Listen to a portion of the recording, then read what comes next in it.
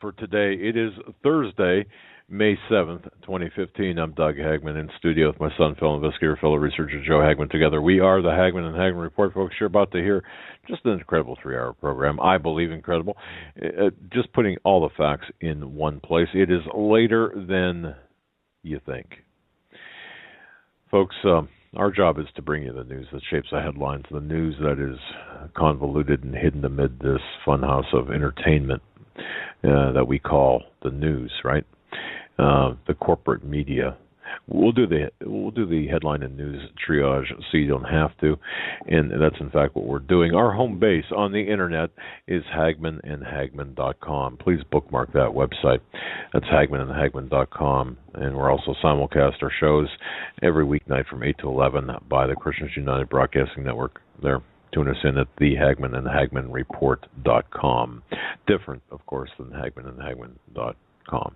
Now, tonight we'll be piercing that fog of disinformation that we're seeing just spread like this inky blackness all over our country.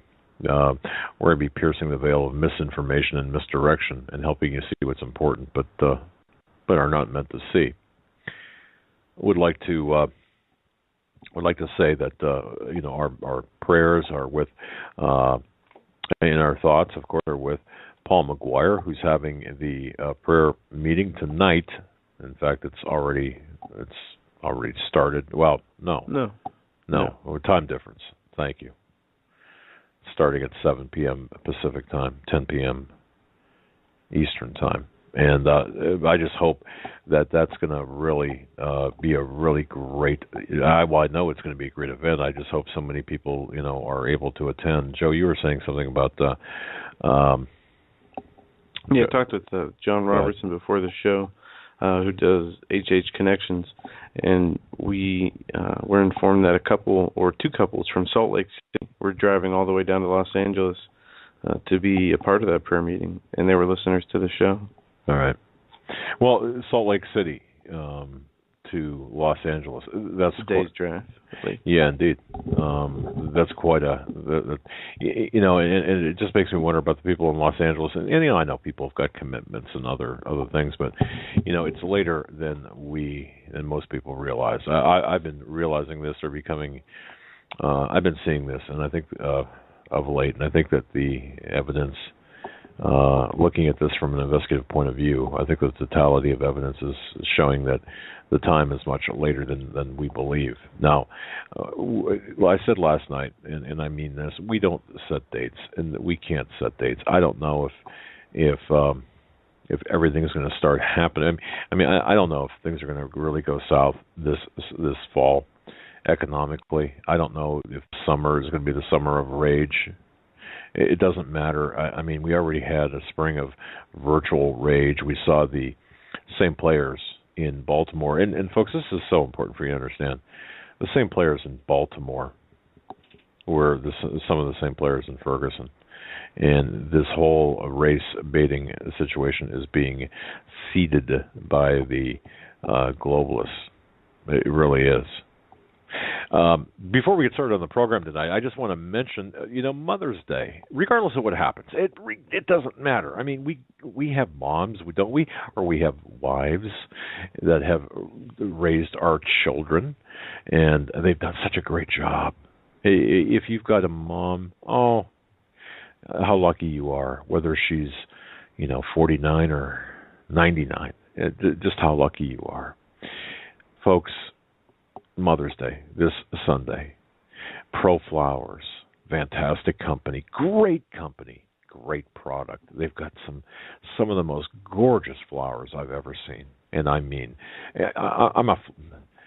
like flowers. I gotta tell you, I really like flowers. I like fresh flowers in the house, in my home, and my wife does too. We're just that way, but. I'll tell you this: make your mom's day, or make your wife's day, or make whoever's special to you, make their day. Give them 100 flowery blooms from ProFlowers. Now, I said flowery blooms because I got an email, and I want to thank you, whoever sent this, saying, boy, it sounds like you're saying balloons. Balloons, like, things that you blow up. No. 100 flowers. 100 blooms from ProFlowers. The only way to get 100 flowery, beautiful flowers, blooms, with a free glass vase for just $19.99 is call 800-PRO-FLOWERS or go to proflowers.com. In either case, you have to use our special super secret code word Hagmann, Hagmann. So when whoever answers at ProFlowers, you just yell out Hagmann. No, don't do that. Just mention Hagmann. And the same with the website proflowers.com. Click on the blue microphone box, type in the word Hagmann, as in Hagmann and Hagmann Report, for your special needs, your flower needs. I've got to tell you, you won't be sorry. More on that later. Joe, it's what a crazy couple of days. Ladies and gentlemen, can't complain about the weather. No, it's actually just a beautiful, gorgeous day up here in the Northeast. We usually have Pennsylvania. In our summers up here. We live right on the lake. We usually have very humid days, whether it's 60 degrees or whether it's 85 degrees, and that humidity usually, for me, it kills me. But we still have ice on the lake. Humidity is very low, so these 80-degree plus days we have now, it's perfect. And that was the weather. Sports up next. No, I'm kidding. You know what? We've got a very, very heavy news day, and a lot of things. I do want to just make mention of this. We are currently right now, as we speak. Well, not as we speak, but we're moving our studio to the new studio, and I just want to say once again, thank you all listeners and the people who have supported us and do support us. I want to say thank you so much. I'm sure I've missed thank yous. I know I have. I know I'm late on saying thank you, but collectively, thank you. We're working our tails off to get things just right. So Monday we have things up and running. Right now we're in between, and hopefully, we're having some special equipment put in, and I'm not sure exactly when that equipment is going to be operational, but hopefully what will happen is we're going to be able to hook up guests independent of whatever platform we use, whether it's BTR or regardless. But that way, too, we can control the volume on guests and such. And so for those reasons, we were guestless tonight and last night. And now the technician will be taking a break tomorrow, so we'll be able to have Nathan Leal on with us tomorrow night to talk about Jade Helm. And then, of course, Monday from our new studio location. And again, I want to say thank you very much. Now, we're doing this all ourselves, so it to save money, and to make sure that it's just one of those things. I mean, you just do what you got to do, and man, it's just been a really crazy couple of days. But I want to say thank you so much to everyone. We're making progress. Yeah, and the other thing too is.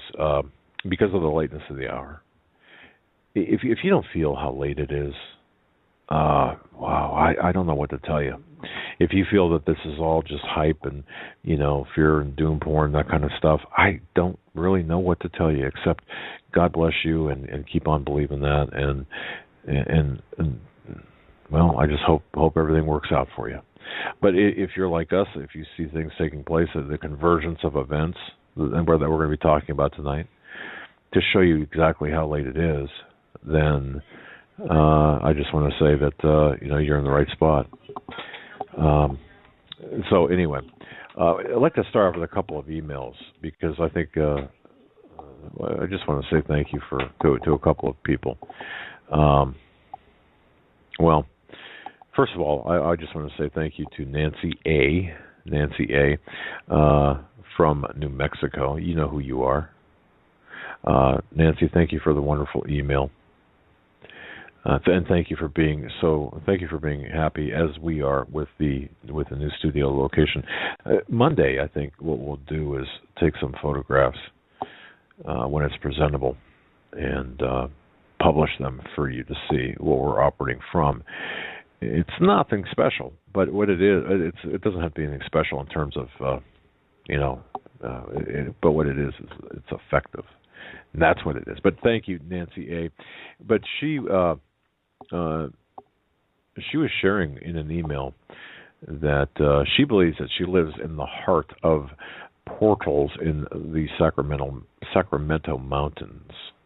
And the subject line is "The Path of Immortals Show." Of course, in the Sacramento Mountains, shared with the Apache Indian tribe, and perhaps this might reflect what you're thinking. She writes that when I finally had my awakening, I felt surrounded by inexplicable evil, suffered from panic attacks, and turned back to God from being a terrible backsliding Christian. Well, boy, Nancy, join the club. And then she writes, no more panic attacks. And then she writes that God led me to your show, Steve Quayle, Tom Horn, Paul McGuire, and she's still reading their books and talking about the area in which she lives. Nancy, all I have to say is this. I do believe, from talking with Tom Horn and two other people, well, one is Tim Alberino, the third I cannot mention, your area, the Sacramento Valley, or the Sacramento Mountains, I'm sorry, especially where the Indian tribes are, I've been told is an extremely important area for historically as well as for the future. And the portal activity and such, you're not wrong. You're not wrong. And just want to say that. So Nancy, thank you. Nancy A. from New Mexico, thank you for that email. Also, let me just, I had these up here. Hang on just a second. Okay. Sherry D. And I do want to get acknowledge these people, the listeners on air, because to me it's very important. Sherry D., thank you for writing. She writes that I just want to say your show with Tom, Steve, and Chris was so amazing. I listened to it 2 times over. Unbelievable. Thank you all so much. It's interesting because I was working in the studio at 6:30 this morning, and I was listening to the show again.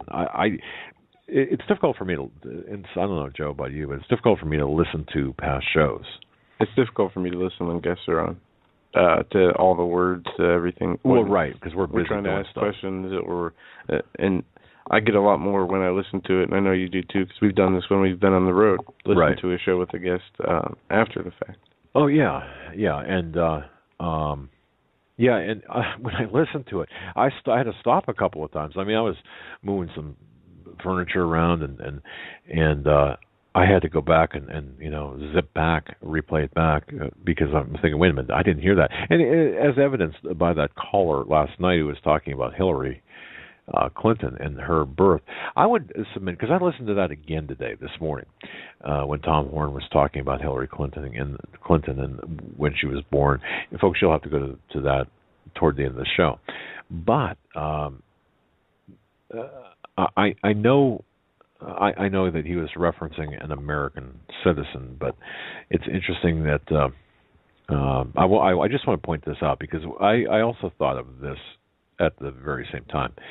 Look at Angela Merkel. Folks, if you go to hagmanhagmann.com, early this morning, I put up an article, and I know so many people say, oh, wow, finally, right? Well, I put up an article. It's more of I took an excerpt from an article written by Martin Armstrong. It's called The New Age of Economic Totalitarianism and the London Meeting to End Currency. Folks, this is an extremely important article, perhaps one of the most important I've read on this subject. Now, having said that, take a look at the image, the photograph of Angela Merkel in that article. The link is at hagmanhagmann.com. Click on the link and take a look at that photograph. And you tell me, ladies and gentlemen, you tell me who she looks like. Okay? And from that, you tell me if we couldn't be seeing something very strange happening here. Now, Joe, I don't know if you have the chat open or Yeah. does anyone in the chat want to? If there is anyone there in the chat that has access to that particular article from Martin Armstrong, if you scroll down through the link at hagmanhagmann.com through the story, scroll down and take a look at the picture of Angela Merkel. And I'd like to know what the feedback is from the listeners, if they have the capability, if they have the immediate capability to look at the photograph of Angela Merkel. Who does she look like? We'll come back to that in a moment. But the issue here is the criminalization of cash. The end of cash, using cash, is closer than you might think. Martin Armstrong does lay this out quite well. And when I read this, and based on my experiences of late,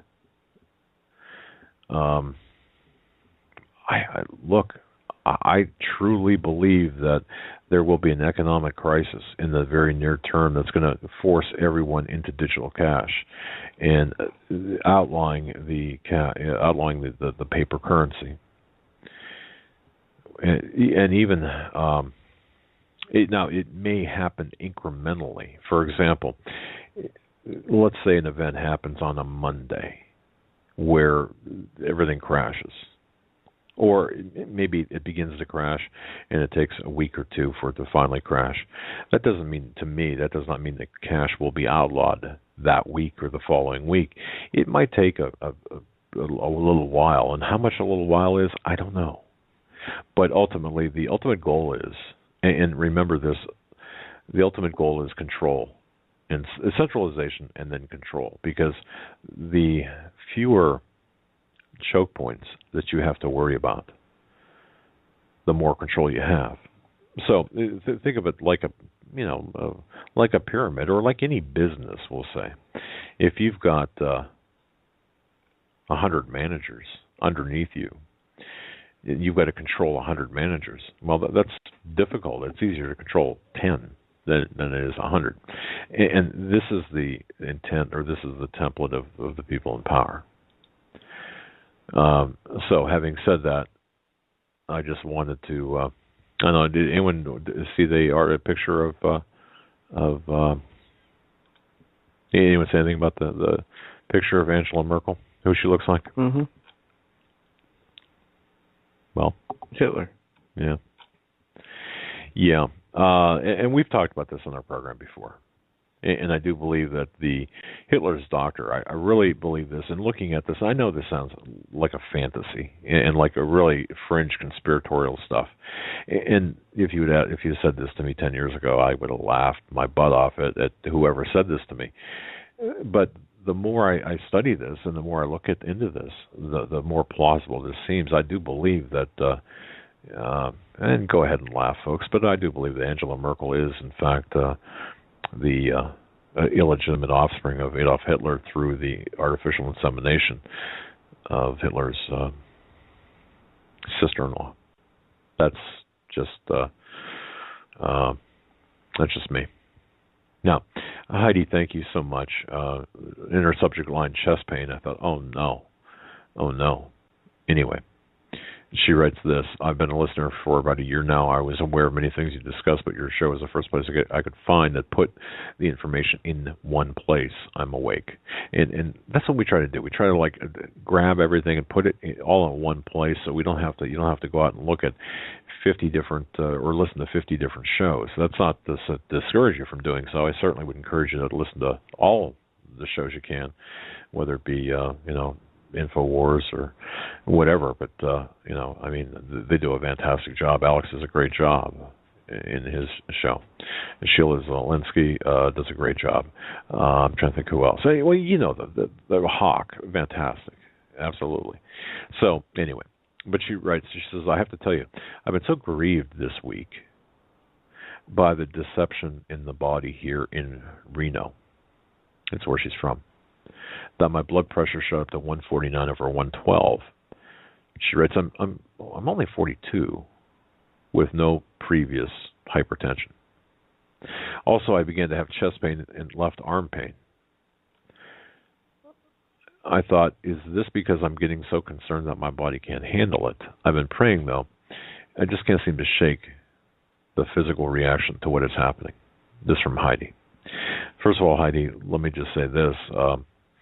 If you do have chest and left arm pain, seriously, I mean, if it's a continuous thing or if it's severe enough, I certainly would seek medical attention, because you don't want to be messing around with that stuff, even without a previous history.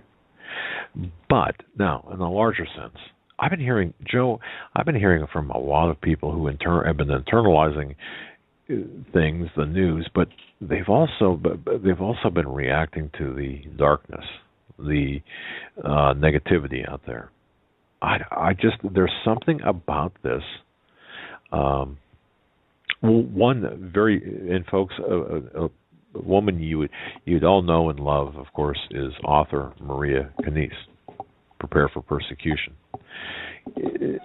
She gets that way too. I mean, I'm not breaking any confidences here, but there are times when she becomes physically overwhelmed by the news.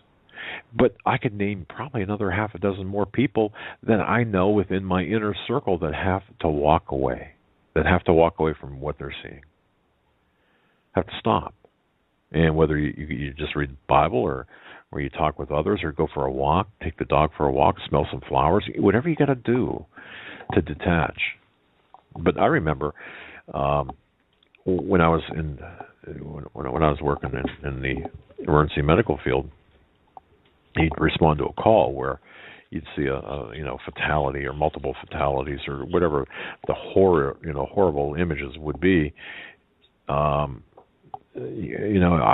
learned to compartmentalize. I put it in a compartment and turn it off. I mean, there's sometimes you just can't. It's just no way. I mean, it's just so bad, especially young children. But you get to the point where because you don't want to be callous to anything. However, you have to handle it in a certain fashion, because it's the next person is depending on you too. So I get this and I understand this, but I've been, Heidi, you're not alone. I guess is what I'm trying to say. You're not alone in this, and first and foremost, make sure that you take care of yourself. But second of all, walk away, especially if it is making you feel horrible, physically horrible. But also pray and understand that we are already fighting from a position of victory. So we know that regardless of what happens, we are the victors here. And I just want to say that to you. And we can't afford to lose anyone, really.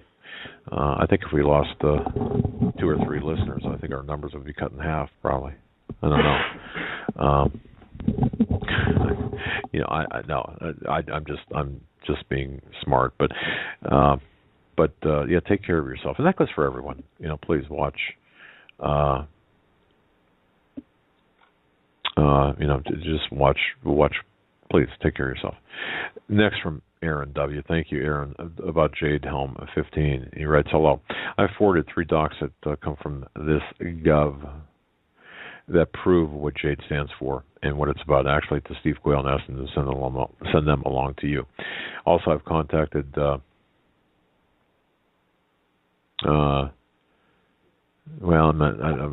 someone else to confirm what he believes to be the 15th iteration of JH.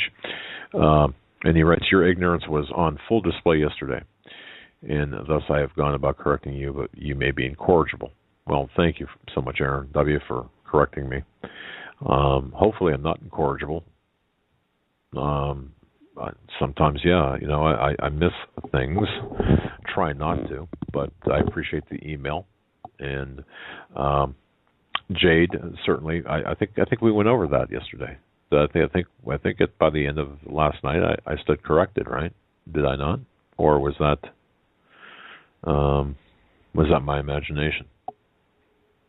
Anyway, I'm not incorrigible, and thank you so much for correcting me. And if you think I'm incorrigible, well, I don't know.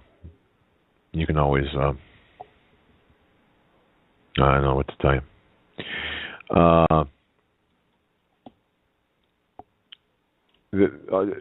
Randy T., thank you so much. Garland, Texas events, plural. This is something that escaped my radar, and I just want to thank you so much for your email. There was a let's see. No, I'll just say thank you on this. I'm not going to get into this right now. I made a mark to put that aside here for a moment. Then, of course, James M., thank you so much. He writes, please consider doing much more per Path of Immortals broadcast on 515. He writes, I feel that this broadcast was the hallmark of all of your previous episodes or broadcasts. Thank you for all that you do. Thank you, James. Yeah, I thought that particular broadcast was absolutely incredible. I really did. Joe, we're getting reports right now with our show that Christians United and Justin TV are out of business. And I don't know if that's a figurative term or if that's real. So you might want to just look into that. Let me see here. Christians United is up on Skype. Maybe there's something up on the site. Okay. Well, I'll find out. Okay, yeah. I just want to say to Doug, who sent that email, we're looking into that. And this from Linda B. Thank you so much, Linda. She writes flowers is in the subject line. And she writes, thank you so much. My 92-year-old mother just received her 100 blooms, BLOOMS, from Pro Flowers today. She's 1,100 miles away. And she writes, I know this will be the only flowers that she'll receive this Mother's Day. Collectively, we made her Mother's Day. And you know what? Isn't that what this is all about? It doesn't matter. They could be, I don't know. I just love to see moms get their just reward. It's because of me losing my mom at an early age, but I just love it when mothers are thanked and they can enjoy things like this. And I just hope everyone this weekend. I'll say this: if something does happen this weekend, we will take to the airwaves. It'll take some finesse on our part, but we've left ourselves an overlap, meaning that we will. There's going to be serviceable. We're going to have the sufficient service in 2 locations for 24 hours because it's expensive. We had to really limit to 24 hours.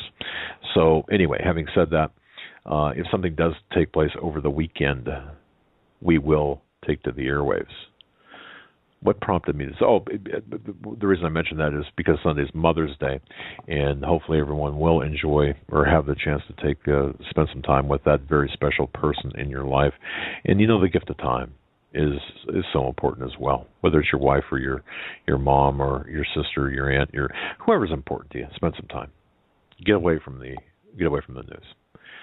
To the extent that it's wise to do so. All right. Now, I just want to touch on those emails, and I went through a lot more early this morning. I just want to say thank you to everyone who has written in, and we're going to try to get to as many of them as possible, responding to as many of them as possible next week once we get settled in, and I just want to say thank you. Whether you're a new listener or a regular listener, thank you. And yes, there have been numerous requests for bumper stickers for our logo. I've sent some out. Others, I have a pile of papers right here.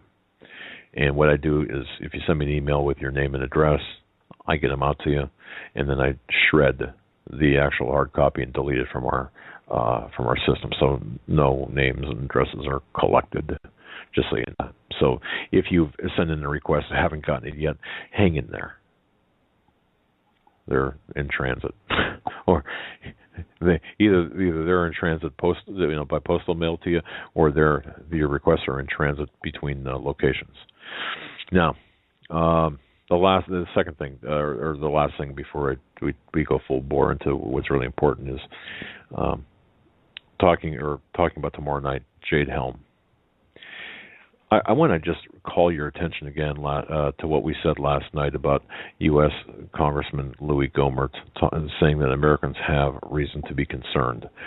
And, I mentioned this last night, and I know that we have some listeners tonight that were not here last night, and I just want to drive this point home. When you've got a sitting congressman, for whatever reason, saying that you should be concerned, I have a tendency to listen. Now, I do know that Gohmert had looked at the Pentagon map as per the news story, and of course he was talking about the designation of the various states being hostile, neutral, favorable, whatever. But I contend, and we're going to be getting more into this tomorrow, I contend that Jade Helm is it's a multifaceted operation. What you see is the eye candy, and even to some extent the distraction. What you're not seeing is what Nathan and Joe will be talking about tomorrow night, and I think this is so critical. There's talk about extraction drills, or extracting people, meaning dissidents. But there has been a program of insertion of federal authorities, federal officials, if you will, whether it be from DHS or other law enforcement agencies, into patriot organizations, or into areas where there is constitutionalist activity. It's almost like we're behind enemy lines, and we're being infiltrated by the rogue elements of the government who want to take us out. Stop this rush toward, or this push toward this free speech and the Second Amendment and the First Amendment, and the preservation of our rights. That's what's going on, and that's what has been going on. It is not just a military operation, but it's a psychological operation. It is a human intelligence operation, and it involves all of the states, not just those mentioned. I just want you to know that. So tomorrow night we're going to be talking a lot about that. And I do apologize if I did make a mistake with respect to Jade Helm, with the acronym JADE, and as many people pointed out yesterday, and I thought I corrected that. I apologize for that. I said, show me the document. Show me the document. Well, thank you for doing so. So I take it back. But no, thank you for correcting me. So I'd like to think to that previous email, I'm not incorrigible. But with respect to the now to the news, I hope everyone does read the article by Martin Armstrong. Please do so.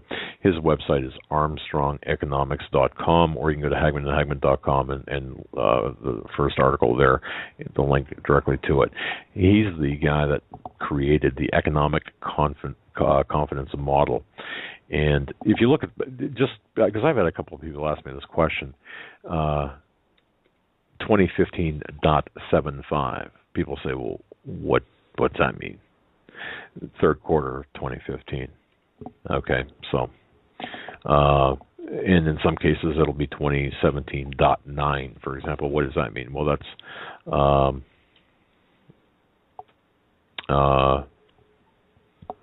that's a good question. I was going to say that is the ninth month, or toward the end of the year of 2017. I'm not sure. I'd have to get into that. But nonetheless, you can see from the charts, you can see from the, or you can read from the information where he believes that there will be really no incentive, and in fact penalties for people to keep cash in the bank. And he read what he writes, because he's looking at May, this month, May, for things to start really shaking out. This is a brilliant man. In fact, I asked Steve Quayle about him this morning, and I asked him a few things. I asked Steve a few things about Mr. Armstrong and some other issues. But Steve said, "Man, this guy's brilliant." But the information in here about economic totalitarianism, that is confronting us is just astounding. And you don't have to know economics. It amazes me and troubles me how many people that we do talk with, economists that we do talk with, and they throw around acronyms and they throw around things, stats, and you got no clue what they're talking about sometimes. And aside from making me feel ignorant and incorrigible, I like people to speak plain English to me. I mean, we know how bad things are, but tell me, for example, why certain things are taking place. So, in plain English, and that's what this article does, in my view. So, Joe, save me, man, save me. Come on, let's jump in here and let's talk. All right. About what. Well, we can start with the new cover of The Economist has for us, or we can start in Chicago, where Mag Mile Hotel warns guests about flying spiders. And I just for you, I figured we could check out the spider article. I thought, flying spiders. Hey, let me just, because this is kind of a laid-back day, I got to tell you this, okay? My wife, she was helping me take some things to the studio. This is 2 or 3 nights ago, and it was like, it was extremely late at night, and she brought some things in, and I set some things down on the long desk, and anyway, I turned around and I looked on the floor because there's this industrial tan carpet, and I looked and I thought, what is that? I thought there was like a raisin or something on the floor, and it was one of those big, ugly spiders. Okay, so as any guy does now. I can go into a crime scene and look at some pretty nasty stuff. It doesn't bother me. Rats don't bother me. Mice don't bother me. But when I look at a spider, for whatever reason, that's my weakness. Okay, I don't like spiders. I can deal with rats. I can deal with mice. I can deal with even some snakes. I can deal with dead bodies, blood and guts. But spiders. So, like a big guy, I called my wife. Said, hey, can you do me a favor? Would you mind killing that tarantula over there? And of course, it wasn't. I'm exaggerating, but so yeah, I'm admitting it. Well, this is kind of an interesting story. Flying spiders. It says if you wanted to stay at this Chicago downtown hotel, flying spiders would surprise you about seeing this flyer that the hotel passes around. Note to guests at the Hilton Chicago Magnificent Mile Suites shared on Reddit requested you not open your windows in your suite during the time to avoid the annual migration of high-rise flying spiders, a Chicago phenomenon. Flying spiders, a type of orb weaver spider commonly known as bridge or gray cross spiders, technically don't fly. Baby spiders spin balloon-like webs and are caught by the wind and travel great distances. When full-grown, they're about the size of a $50 coin. Really? They're that big? They say that's little sources to arachnophobes. Chicago, as evidenced by some of the over-the-top comments about the photo of the Hilton's note posted on Imageer, calling for room service to order fire. Calling room service to order fire to ordering a strategic nuclear attack on Chicago. The spiders are apparently attracted to high rises because of the lights inside. But I thought that was interesting. I never heard of such a thing. I wanted to just brush on that. But the Economist magazine, to cover the Economist. Let's get into that. Have you seen this yet, Ed? I've had people explain it to me. Okay. Cleaver computers, the dawn of artificial intelligence. Yep. Powerful computers will reshape humanity's future. How to ensure the promise outweighs the perils. The development of full artificial intelligence could spell the end of the human race. Stephen Hawking warns. Elon Musk fears that the development of artificial intelligence, or AI, may be the biggest existential threat humanity faces. Bill Gates urges people to beware of it. Dread that the ambitions people create will become their masters. the abominations people create will become their masters or their Right. executioners. Hardly new, but voiced by a renowned cosmologist, a Silicon Valley entrepreneur, and the founder of Microsoft. Hardly, it's set against the vast investment by AI. Big firms like Google, Microsoft have such fears that have taken on new weight, with supercomputers in every pocket and robots looking down on every battlefield. Just dismissing them as science fiction seems like self-deception. The question is how to worry wisely. Now, since this is radio, let me describe the cover of the Economist magazine. It's a man. I would assume it's a male head, bald, and in the back, we'll say right at the top of the neck, base of the head, there is a USB port with a tattoo appearing, marking above the USB port of a USB connection. And, of course, artificial intelligence, the promise, and the peril. So that is the cover. It's a bald, a man's bald head with a CGI or graphic photoshopped image of the USB port. USB 2.0, not a 3.0, I don't think. And then, of course, the USB marking above that in a tattoo-like fashion. So that's what you're describing. Yes, I've had people describe it to me, and of course that's right on target. Goes on to say, you taught me language, and the first step is to understand what computers can do now and what they are likely to be able to do in the future, thanks to the rise in processing power and the growing abundance of digitally available data. Artificial intelligence is enjoying a boom in its capabilities. Deep learning systems by mimicking the layers of neurons in a human brain and crunching vast amounts of data can teach themselves to perform some tasks, from pattern recognition to translation, almost as well as humans can. As a result, things that once called for a mind, from interpreting pictures to playing the video game Frogger, are now within the scope of computer programs. Deepface algorithm unveiled by Facebook in 2014 can recognize individual human faces and images 97% of the time.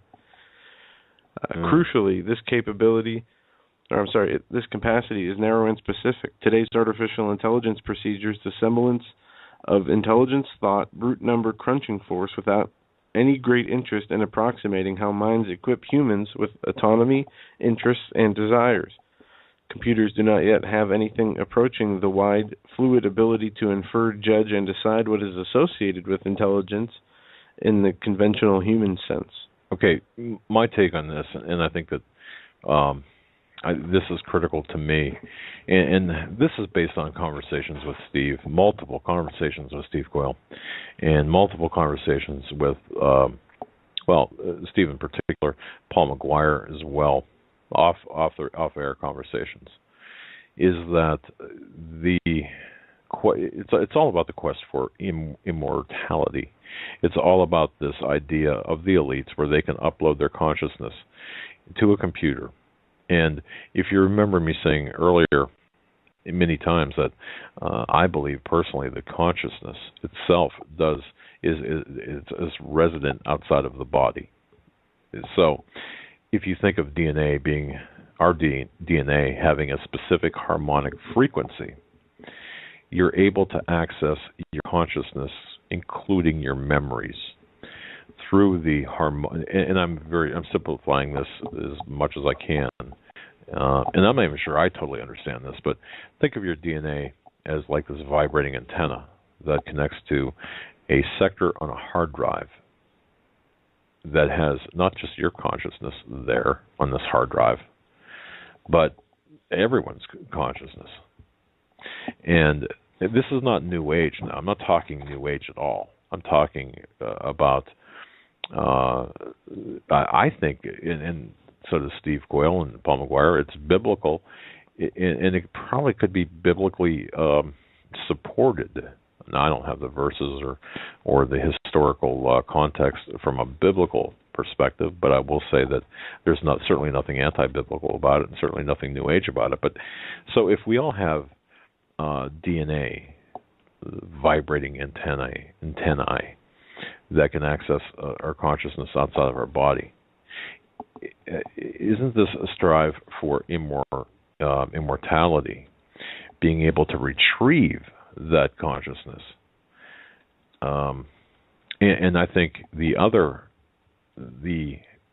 if I were to perhaps explain this in a courtroom setting, I would point to or use as exhibits the way the pharaoh kings were buried, were prepared for burial in ancient Babylon and Egypt, where their bodies were meant to be, and in fact were preserved very, very good, very well. Now, were they perhaps expecting in their lifetime? Did they perhaps know that? Did they have the scientific knowledge during their lifetime passed down, perhaps from the pre-Adamic race, if you believe in that, or the Atlantis, race, or the denizens of Atlantis, if you believe in that? Could it very well be that they were expecting to be able to do what the very elite are planning for today? But I believe this is what this is all about. And also by this quest for immortality, there is that becoming a god in and of yourself. And I think that this is, it's all blasphemous, and it's certainly all anti-Christical or anti-Christ in nature.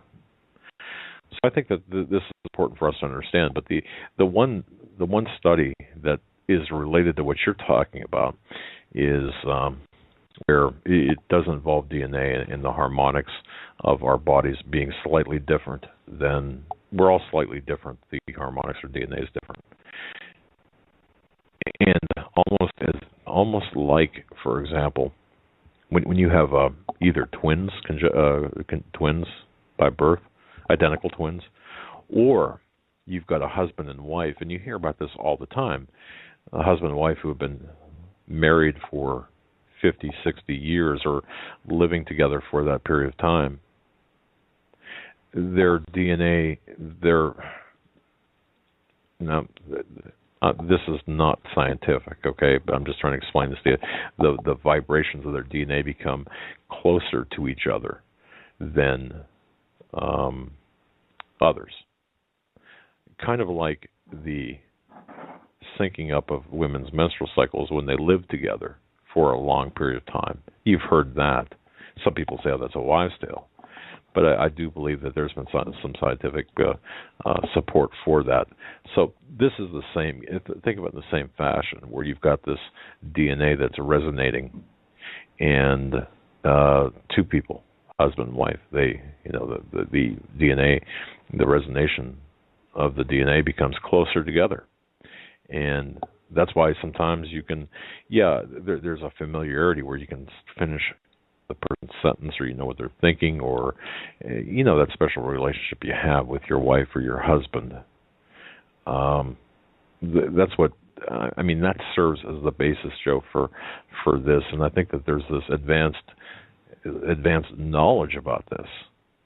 And Josh Peck, his understanding of the quantum physics and the multidimensionality of things, Paul McGuire, his discussion about multidimensionality, Steve Quayle, Tom Horn, Chris Putnam, they all talk about this. And I thought, going back to 5/5/2015, going back to Tuesday's episode, I thought that was fantastic when Tom Horn was talking and Chris Putnam were both talking about the galaxy, about the composition of the galaxy, our galaxy, in all spiral-type galaxies, flying through the space and kind of the what that means. So, boy, I'll tell you what, folks, go back and listen to May 5th, 2015, even a third or fourth time, because you'll pick up so much more. But, that serves as a basis for what you're referring to, and I think that this is... And here's where the article gets interesting. It says, yet AI is already powerful enough to make a dramatic influence or a dramatic difference into human life. It can already enhance human endeavor by contemplating what people can do. Think of chess, which computers now play better than any person. The best players in the world are not machines, however, but what Gary Kasparov, a grandmaster, calls centaurs, amalgamated teams of humans and algorithms. Such collectives will become the norm in all sorts of pursuits. Supported by AI, doctors will have a vastly augmented ability to spot cancers in medical images. Speech recognition algorithms running on smartphones will bring the internet to many millions of illiterate people in developing countries. Digital assistants will suggest promising hypotheses for academic research. Image classification algorithms will allow wearable computers to layer useful information into people's views of their real world. Even in the short run, not all the consequences will be positive. Consider, for instance, the power that AI brings to the apparatus of state security, in both aristocrats and democrats. The capacity to monitor billions of conversations and to pick out every citizen from a crowd by his voice or her face poses a grave threat to liberty. Even when there are broad gains for society, many individuals will lose out from artificial intelligence. The original computers were drudges, often women, who performed endless calculations for the higher-ups. Just as transistors took their place, so AI will probably turf out the whole regimens of white-collar workers. Education and training will help, and the wealth produced with the aid of artificial intelligence will be spent on new pursuits that generate new jobs, but workers are doomed to dislocations. Surveillance and dislocations are not, though, what worries mayors Hawking, Musk, and Gates, or what inspires a phalanx of futuristic AI firms that Hollywood has recently unleashed into cinema screens. What's that word? Flanks, okay. The concern is altogether more distant and more apocalyptic. The threat of autonomous machines with superhuman cognitive capacity and interests that conflict with those of Homo sapiens. Such artificially intelligent beings are still a very long way off. Indeed, it may never be possible to create them, despite a century of poking and prodding at the brain. Psychologists, neurologists, sociologists, and philosophers are still a long way from understanding how the mind might be made or what one is.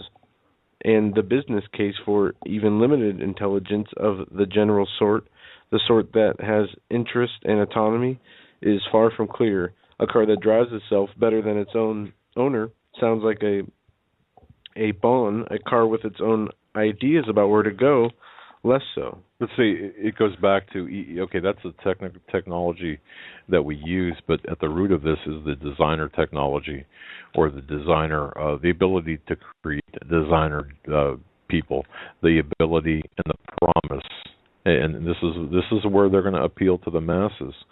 Hey, we can alter your genetic makeup so you don't have that, you're not predisposed to the cancer that your lineage, your grandparents had. For example, breast cancer. We know there's a genetic predisposition to breast cancer, as well as other cancers. So if we can alter your genetic makeup, your DNA, so you're not predisposed for that cancer, then people are going to go for that much quicker. And this is what this is all about. And then you get into, by extension, the editing of the fetus, well, the editing of the DNA of the unborn child, and this is also an issue. So, yeah. And this is how that this will appeal to the masses. And what can it hurt? That's going to be the response. It can only serve to help us, but that's on the human side. Now you're looking at the tech, the beast tech side of things. So, and it sounds good. I mean, from cars that drive themselves to all of this. I mean, we know what you're talking about. It's this myriad of things that will appeal to the masses without. And we are now so. I'm not even sure I like the phrase "dumbed down," but we're now so.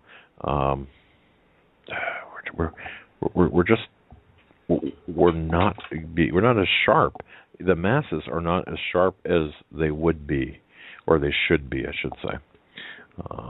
So, yeah. And it ends with this: I know how to curse, but even the prospect of what Mr. Hawking calls full AI is still distant. It is prudent for societies to plan on how to cope. That is easier than it seems, not least because humans have been creating autonomous entities with superhuman capabilities and unaligned interests for some time. Government bureaucrats, markets, and armies all can do things which unaided, unorganized humans cannot. All need autonomy to function. All can take on lives of their own and can do great harm if not set up in a just manner and governed by laws and regulations. These parallels should comfort the fearful. They also suggest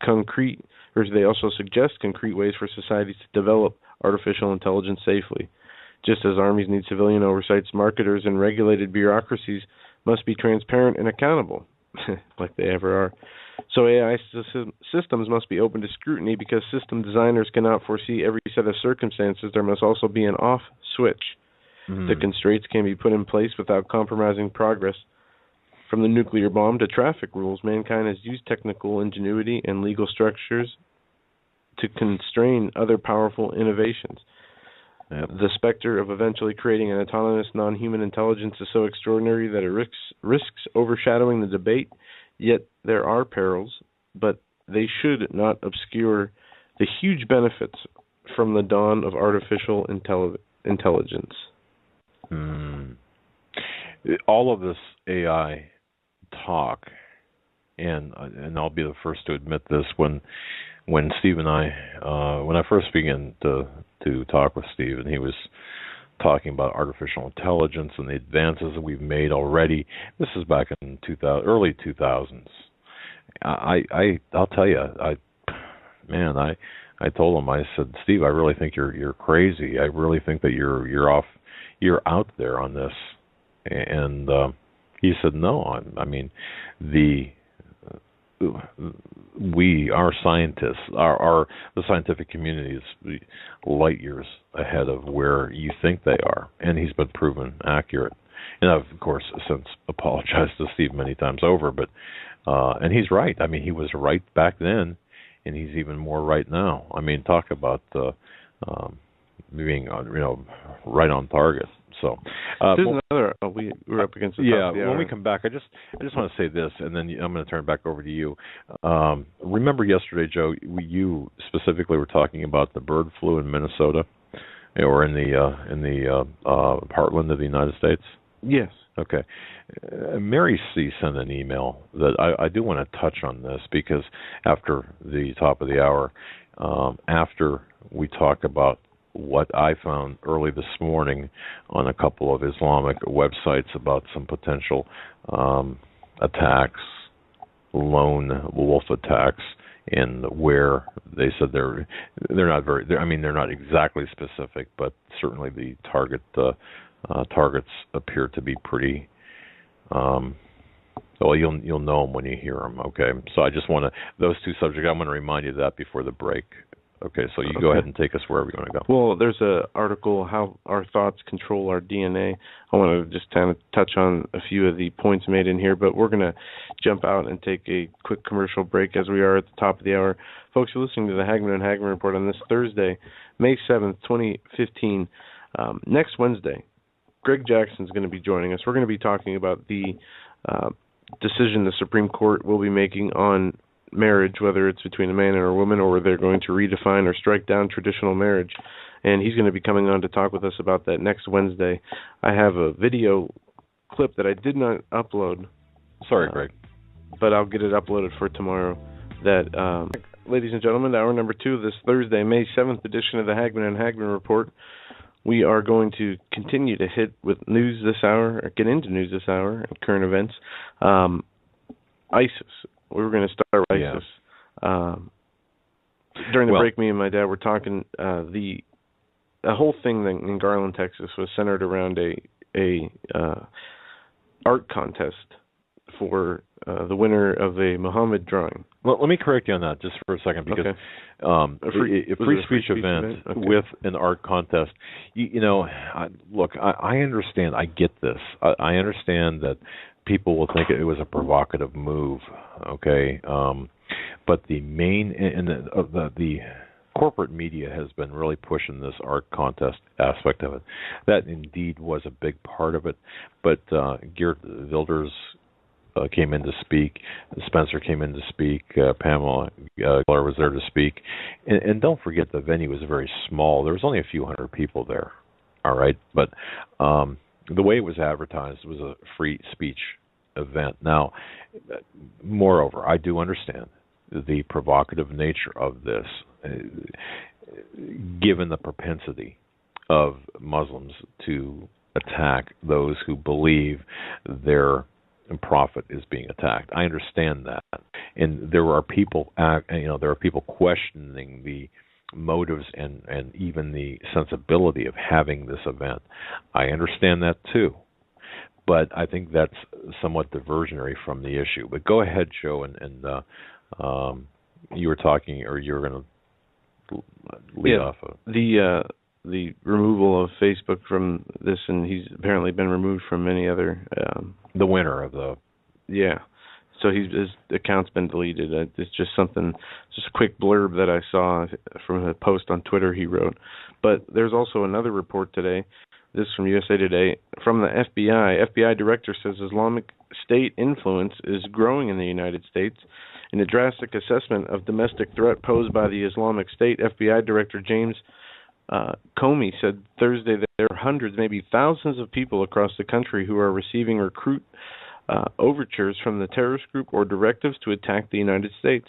Comey said the Islamic State, also known as ISIL or ISIS, is leveraging social media in unprecedented ways through Twitter and other platforms, directing messages to the smartphones of disturbed people who could be pushed to launch assaults on U.S. targets. It's like the devil sitting on their shoulders saying, "Kill, kill, kill," Comey said in a meeting with reporters.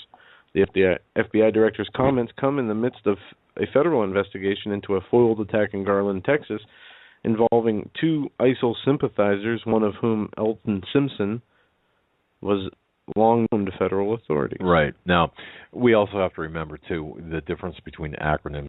ISIS, the Islamic State in Iraq and Syria, and ISIL, which is the Islamic State in Iraq and the Levant. Well, the latter, meaning the Levant acronym, is, to me, an intentional, the use of that acronym.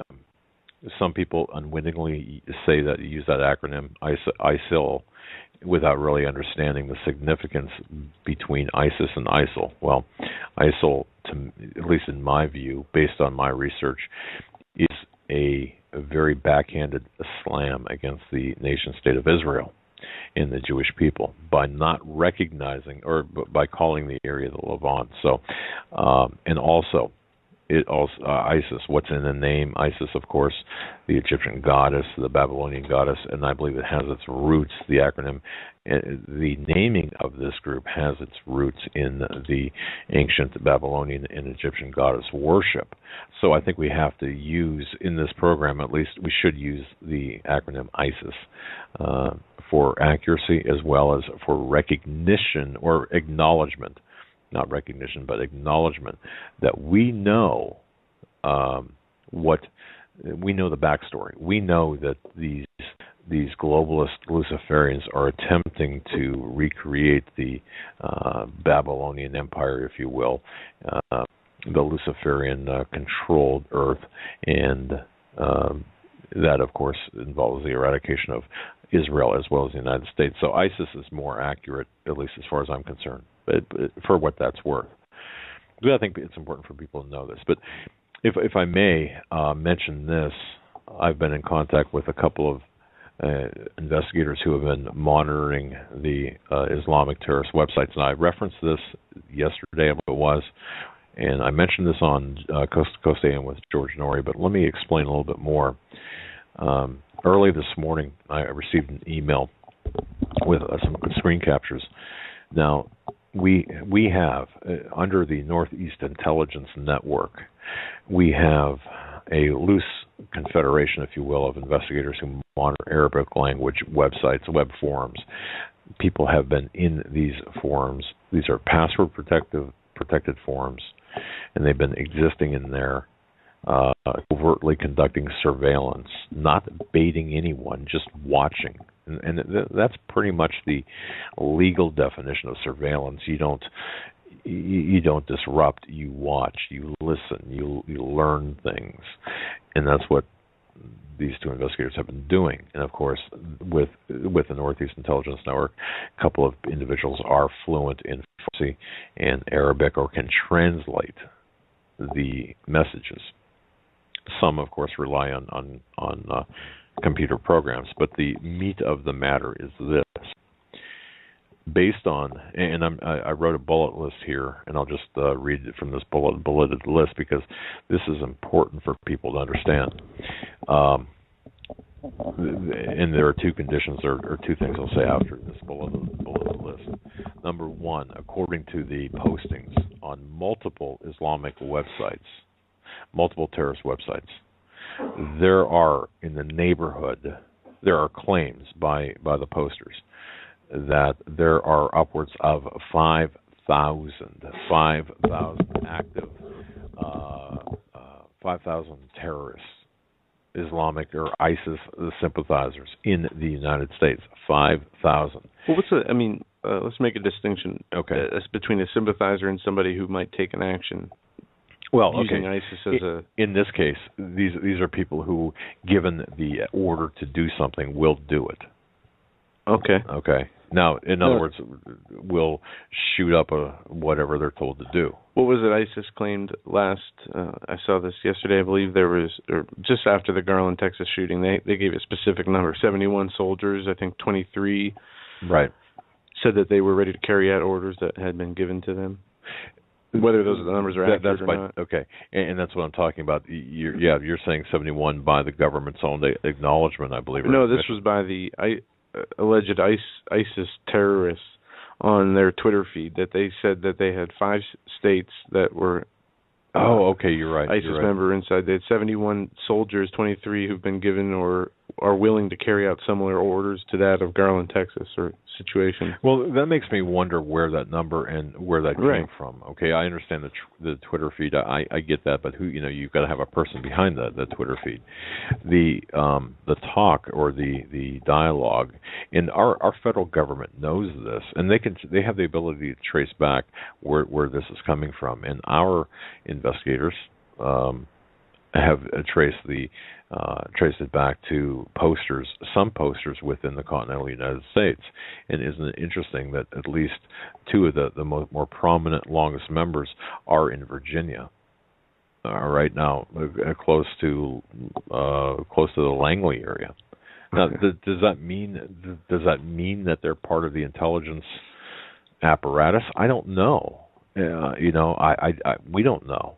But it's rather interesting. It should be pointed out. So the discussion, the active discussion, subsequent to Garland, Texas, 5,000 active ISIS members.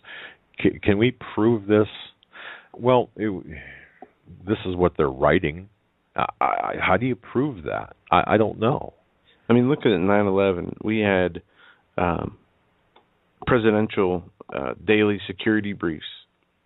One in particular was used by the 9/11 Commission, or one was used to point out the lack of intelligence information sharing and the problems that went into the bureaucracy of fighting terrorism when they gave the president a bullseye of the Twin Towers, right, and an Al-Qaeda to strike soon in the U.S. was one of the daily intelligence briefings given to Bush that later came out. Before this came out in July. But in September that year, the trade centers were hit. So, I believe, as there's been a ruling, appeals court rules, NSA collection of phone records not authorized by Patriot Act, but we read from the entire artificial intelligence article that they are able to listen live to people, watch them. All the security cameras we have across private and public in this country. The ability they have to eavesdrop and snoop. They even say the authorities knew these 2 individuals beforehand, but in their words, there's so many like him, they say. How could they not catch, how is this not, in my mind? Who is not telling the truth here? are we overstating the abilities of the federal government, as some say? I don't think so. I think the federal government has the capabilities right. to We can't collect believe out all of this. they're that advanced, it's computer savvy, and that technologically advanced, where they can start, implementing and merging humans with machines. Yet they can't do the simple things they have and have done for years, which is listening to people and, from their behavior detection methods to whatever it is that they've been able to do under the information gathering section of the Patriot Act to eavesdrop, spy on any suspected terrorist. How would they not know what they're going to do beforehand with all that sophisticated, It doesn't even have to be sophisticated, because that's the other side of this. In my dialogue with the people monitoring these forums, we've identified collectively now, and they individually have identified CIA or FBI or DHS, whatever, under the umbrella of the Department of Justice assets, who are in these forums. So you've got assets of our intelligence agencies operating in these password-protected forums. And how we know this, of course, is because we've been bumping into them.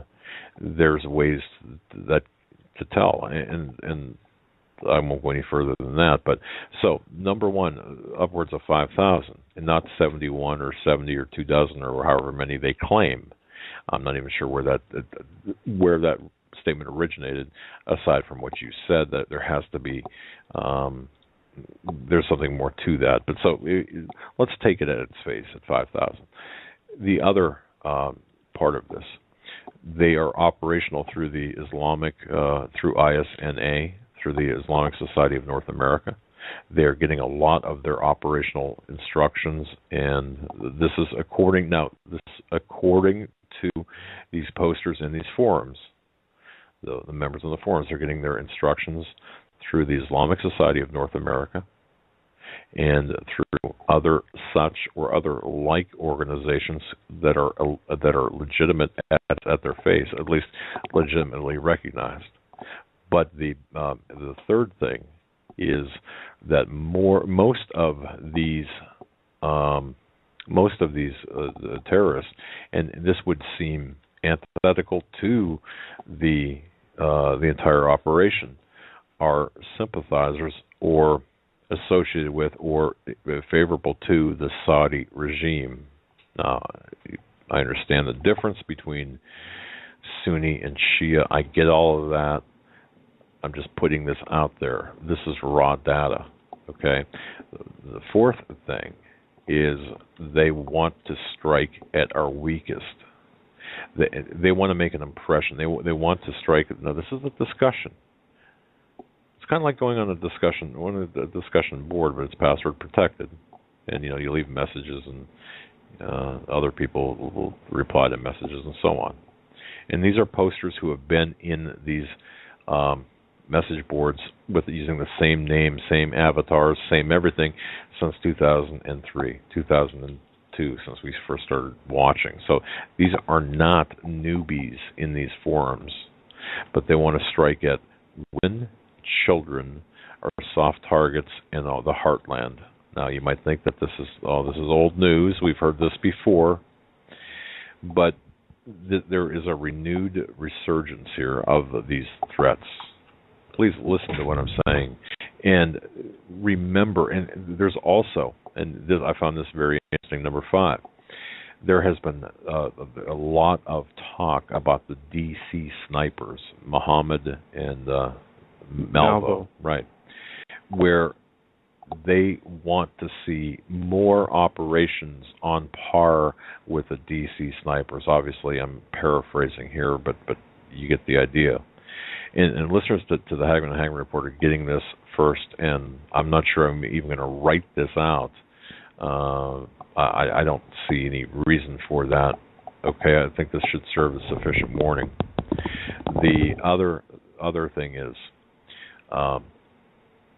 they feel that this will have a two-pronged effect as well. Okay, the baiting, if you will, or the the reaction by the patriots, the constitutionalists, the reaction by us will serve a couple of different purposes.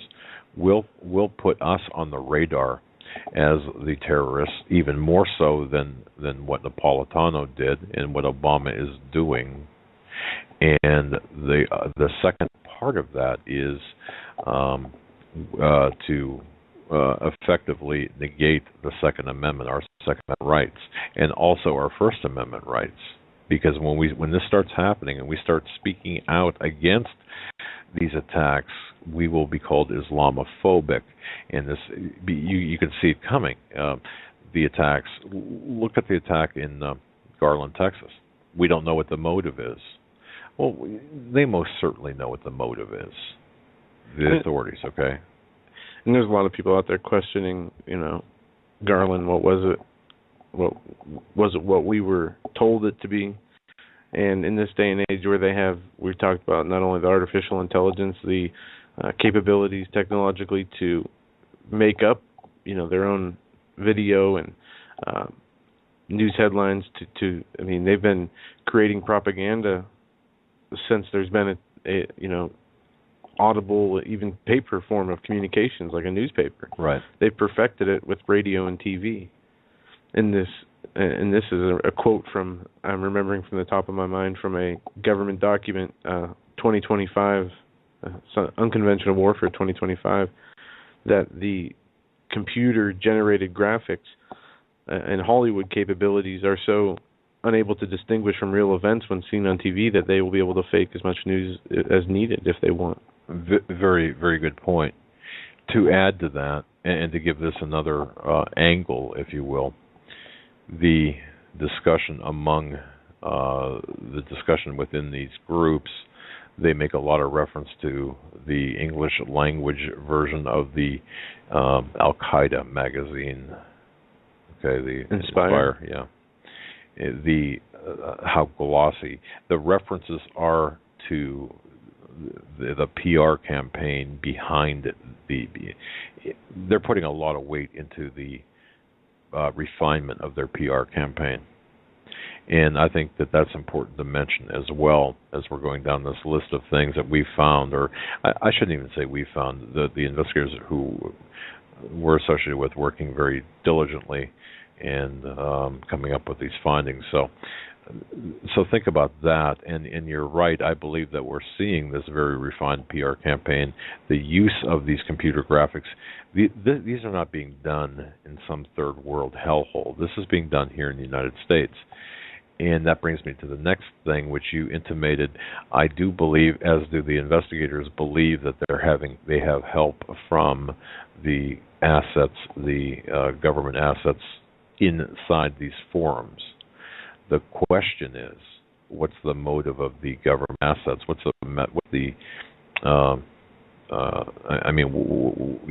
are they trying to do here? Are they attempting to identify and then ultimately arrest, catch these terrorists? No, and the consensus among the investigators is no, that there is this assistance being granted in order to expedite the events. So if someone is talking about shooting up a mall, malls have been mentioned by name, Mall of America specifically, the greater places in Los Angeles, also on New York City, Miami. Now, I'm talking about areas here. Can we be specific? Do we have anything specific in terms of specific threats? No. And if we did, we would turn it over to the appropriate law enforcement agency as well as tell you. But we don't have anything specific. We have general areas, as I just mentioned. Oh, and Texas being another one, Dallas, Fort Worth area, Oklahoma, the state of Oklahoma. But for whatever reason, Texas is drawing a lot of heat or a lot of interest by these alleged terrorists. And I find that interesting, especially with Jade Helm being kind of focused in Texas. are we seeing this control? Are we watching in real time this 9/11 or a 9/11 scenario develop, or an Oklahoma City develop, or what are we seeing here? 1990, the template from 1993 World Trade Center bombing. Are we seeing the intelligence agencies and operatives providing material assistance to terrorists for less than honorable purposes? And I question this, and ladies and gentlemen, when I remember vividly the conversation I had with one specific investigator. I don't have permission to use his name, but when we were on the phone, he said, I give up, I quit, I've got to stop, because I cannot tell the good guys from the bad. I can't tell the good guys from the bad guys anymore. The line has been blurred. And this is an investigator who called me up one night, said, get to your computer, and I did, and he gave me a link, and I hooked into that link. I pressed that link, and I was able to see, as he was, and all of the terrorists within this password-protected forum saw in real-time video. The terrorists hacked a video system within an airport in the United States. It was in the southern United States. And together we called the head of airport security and said, hey, what's your email address? Well, why? Because we're going to send you a link. And we want you to look at this. And we sent him that link. We were on the phone together. We sent him the link. And I think I don't remember exactly the number of cameras, but we navigated to exactly where he was sitting, and here he is. We could actually see the look of surprise on his face, and we told him that the terrorists, this was on an Arabic language Islamic terrorist website being broadcast all across the world, and there he was in full living color, that the terrorists had hacked into this airport website. Now that was gone within the hour, within like a half hour, I guess it was. However, how does this work when you've got known intelligence operatives who have infiltrated these websites and allow this to take place? Well, I think we know the answer to that, but so please, I guess, so I've just given you a laundry list here of things that we have found, and the other thing is perhaps equal, if not perhaps even most important, is to exacerbate the race relationships. The Islamic terrorists or the operatives operating as so-called undercover agents want to further exacerbate the race relationships here in the United States, or the state of relations in the United States, meaning they want, and I don't know how else to say this, they want black Muslims to go out and kill white police officers. Yeah. I mean, I don't know how else to say that, but that's the not just the intimation, but the suggestive postings on these forums.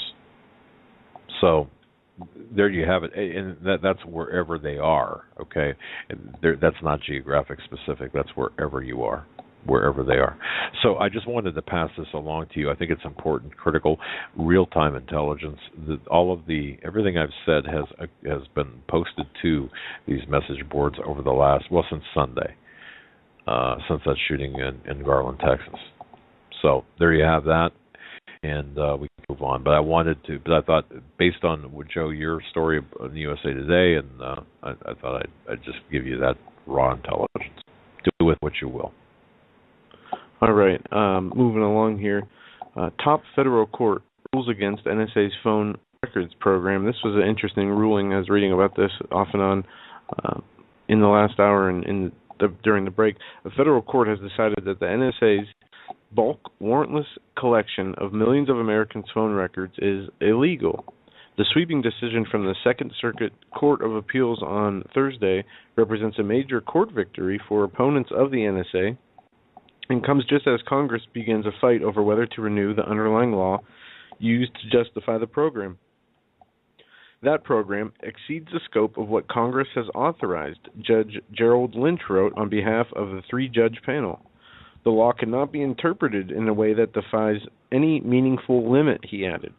Additionally, the government's rationale behind the program represents a monumental shift in our approach to combating terrorism, which is not grounded in a clear explanation of the law.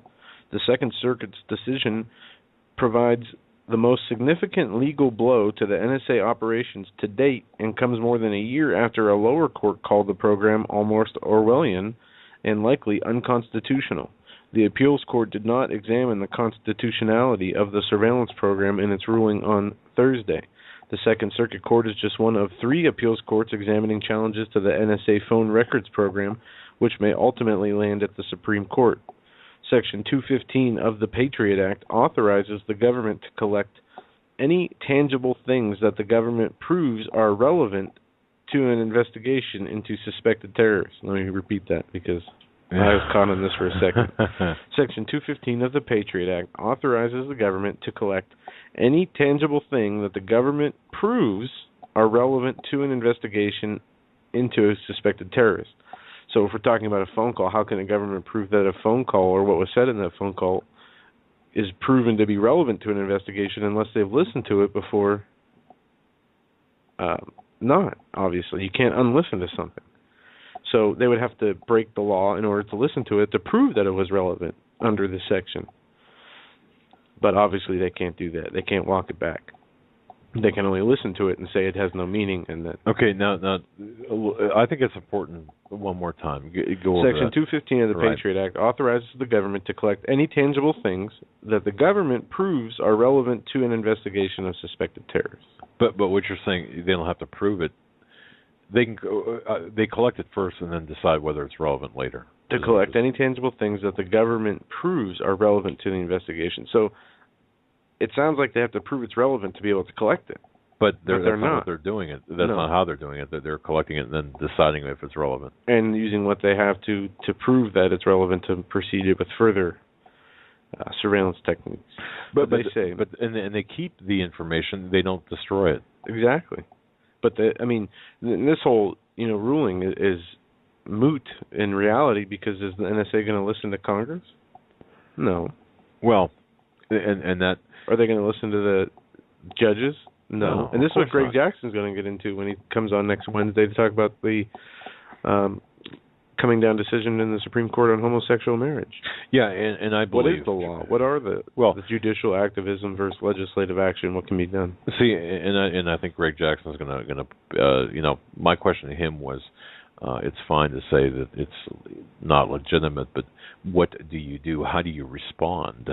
Okay, I use the example, and I think I might have even used the example on air, where you've got somebody who is not enrolled in the Obamacare, and this year now they've got to pay fines, right, to the IRS. The IRS is a collection arm of Obamacare.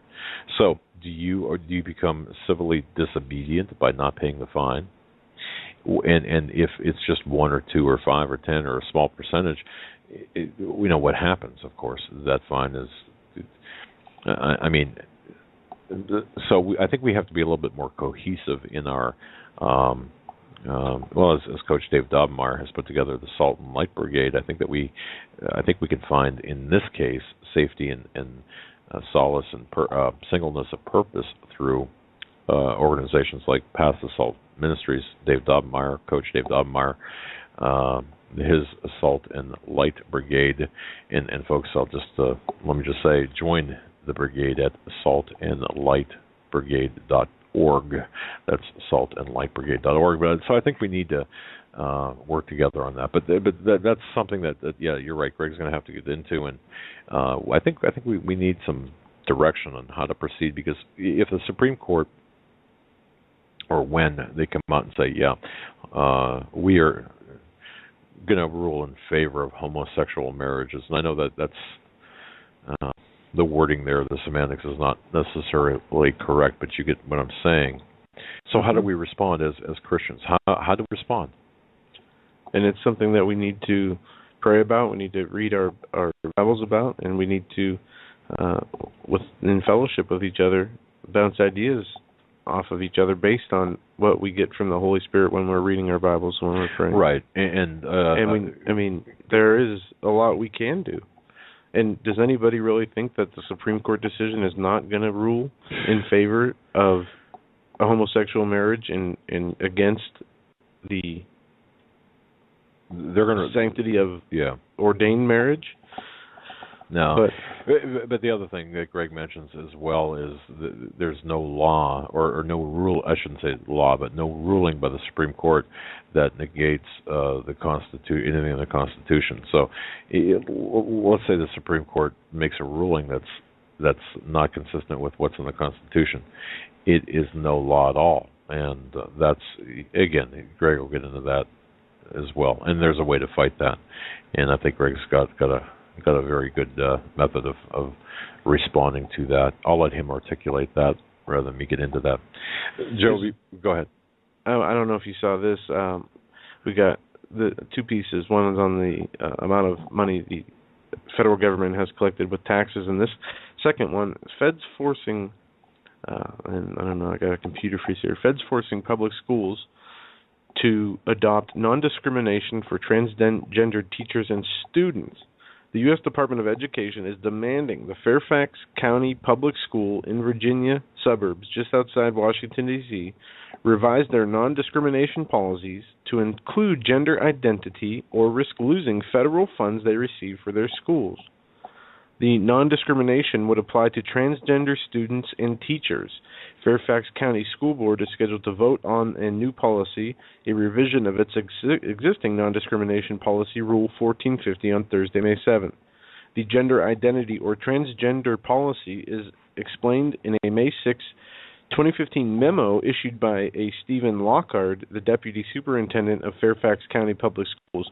It states the Office of Civil Rights of the U.S. Department of Education is requiring school divisions to, 1, revise their non-discrimination policies to include gender identity, and 2, hire a consultant to advise on revisions to regulations and, more generally, how school divisions could handle individual cases of transgender students.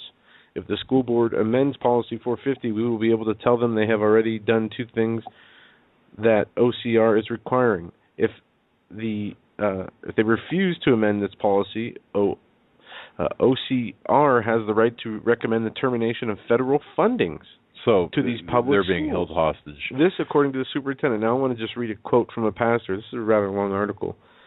A lady named Schultz here. I'm going to try and find her first name. I believe that's who this pastor is, but there's a quote here. It's very good. Schultz being the first name, did you say? I'm looking here. Okay. There's a preacher. Yes. Okay. In a May 7th letter to parishioners of the McLean Bible Church, one of the largest evangelical churches in the county with more than 13,000 adult worshipers each week, Pastor Lon Solomon said that the school district has made no effort to engage parents or advise the public on what this means for students or employee safety or for parental rights, adding the policy affects all students from preschool to 12th grade and all school employees. Should this pass, it is my understanding that everything from locker rooms to bathrooms will potentially be open for children and adults who feel that their inner sexuality does not match their outer God-given physical sexuality. This both is shocking and morally and spiritually repugnant, he said. It demands a response from everyone in our church family living in Fairfax who loves Christ and the truth of His Word. Well, so there you go. I'll just say this, it's ridiculous at its face, and there is what we have to do as well. I mean, we have to, number one, put up that wall, say, no, this is not going to happen, not in our school district. And, Billy Bear, folks, you remember Billy Bear. Yeah, he was arrested. 3-minute rule. But he didn't, I mean, that's not why he was arrested. I mean, that's the reason given for his arrest, but, he's showing the pornography based in a peripheral, at the periphery of what we're talking about here within the school district. And, of course, the school district did not want to put up with that. And, of course, he was arrested. But this is what it's coming down to. And I think we all need to stand up at school board meetings. I think we all need to but even more importantly, and more to the point, we need to pull our children out. If you have the capability, and I think we have to come together and help one another somehow. I know that moms and dads both have to work, and this is by design. I mean, just in order to pay the bills, and we can cut back. I mean, goodness knows, our family has cut back to accommodate. I mean, we've cut down on our lifestyle because what's more important? The Your integrity lifestyle? of the. What did you ever do? Well, yeah, I was going to say, yeah, cutting. How far back can you cut back? I mean, okay. You don't even go. You get offered to go out to dinner. No, I'll just stay home. Oh no, and I think you going live out in to the dinner. office. I mean, what do you cut back on? Well, going out to dinner. You need to cut back on time in the office. Yeah, but see, the thing is though, we've been set up to fail in terms of the middle class, and this is the destruction of the middle class. But I think we have to pull our children out of the government schools. I think calling them public schools, I think, is a disservice to. I think that we need to call them government schools, not public schools, because it's government indoctrination that's being taught, and this is the kind of drivel, the insane drivel that's being forced down the throats of our children, our innocent children, our most precious commodity. This is just unconscionable. So we have to make a stand, and we have to do this somehow. And I know it's going to be a hardship on many, but I think we have to. We must fight back. Before we go further, if you want to finish that, or no, because Mary C. wrote this, and I mentioned this before we went to the break, and I want to get to this because she brings up an extremely important point. Yesterday we were talking about the Midwest and about the bird flu going through the turkeys and chickens. And there's 20. Last time I read an article, poultry producers struggle to dispose of 20 million chickens. Right. Stinking, fly-swarmed piles of dead carcasses. Well, Mary C., thank you so much for your very, very well thought out email this evening. And the subject line is bird flu in Minnesota. Follow the birds. And I could tell that she put a lot of time into this. And thank you for this. But she says, I'm writing to you today about something that happened here in the Midwest, specifically in Minnesota, concerning the bird flu epidemic occurring with chickens and turkeys. Now, ladies and gentlemen, just listen with an open mind on this. And there's been a state of emergency issued in Iowa today over the bird flu. Okay. Well, there's something going on here. And I'd like everyone to open their minds up and listen to what Mary C. has got to say, because she writes, I'm really questioning this. I've been experiencing some super discernment about this that's off the charts, that red flags are flying up everywhere, and I've been talking about it with the Lord, and I keep getting the phrase pressing in on me, and that I need to write to you about. Follow the birds. It will blow it will blow this wide open. Okay, and she writes that she feels strongly that she's through prayer that she's hearing from the Lord on this. Okay, so now here's where it gets interesting. And she writes, in an effort to be concise, I'll note some information here, along with observations and questions I've been pondering. And she writes, you guys are investigators. Am I on the right track? And Mary C., I think you are, because we have a phrase in investigations, you follow the money. And, of course, that speaks to motive, primarily motive, when we say follow the money. But it also speaks to there's a number of different things, but follow the birds in this case. Here are some points that she brings up. She writes, prefaces this by saying, this whole thing stinks to high heaven. There's no other way to say it. I just know that I know that I know. Now, she writes, in the past few weeks, 3 million birds have been euthanized. Or have they? Who has seen this? What are the procedures. Are they taken off site? Meaning, are they taken away from the poultry farms? Now, if they're cremated, where's the evidence of this? If they're taken off the farms, where are they going? Do they truly have this avian influenza? These are all legitimate questions, folks. I mean, when we've gotten investigations, of course, you have to start. Where do you start? Right at the beginning. And even though, and this is important to both Joe and I, and it has been and remains kind of a mainstay in our investigations, you might receive, we'll say you receive an assignment, and somebody hands you a folder, and inside that folder is a page of facts. A lot of investigators will take that folder and that page of facts and work from that page of facts forward. What we like to do is take that same folder, look at the page of facts, and re-verify the facts, because many times those facts cannot be and were never substantiated. We're taken as truth without any questioning. So, Mary C., I believe you're on the right track. I think we have to ask the most basic of questions. Where are the birds? Where were they taken? Did they really have avian influenza? And if so, how is it proven? More recent news reports have used the word depopulation instead of euthanize, depopulating the bird community, the avian community, as opposed to euthanizing the birds. Interesting choice of words, especially through the lens of the globalists, and we know their agendas and we know their tactics. And as we mentioned yesterday, this is a very big blow to our economy. And she writes, this is a substantial blow to our economy here in Minnesota. But she writes, I've not seen one single interview with any chicken or turkey farmer. Now, Joe, wouldn't you think, given the nature of this issue, that you would have localized news reports of how this would affect the various farmers? Yes.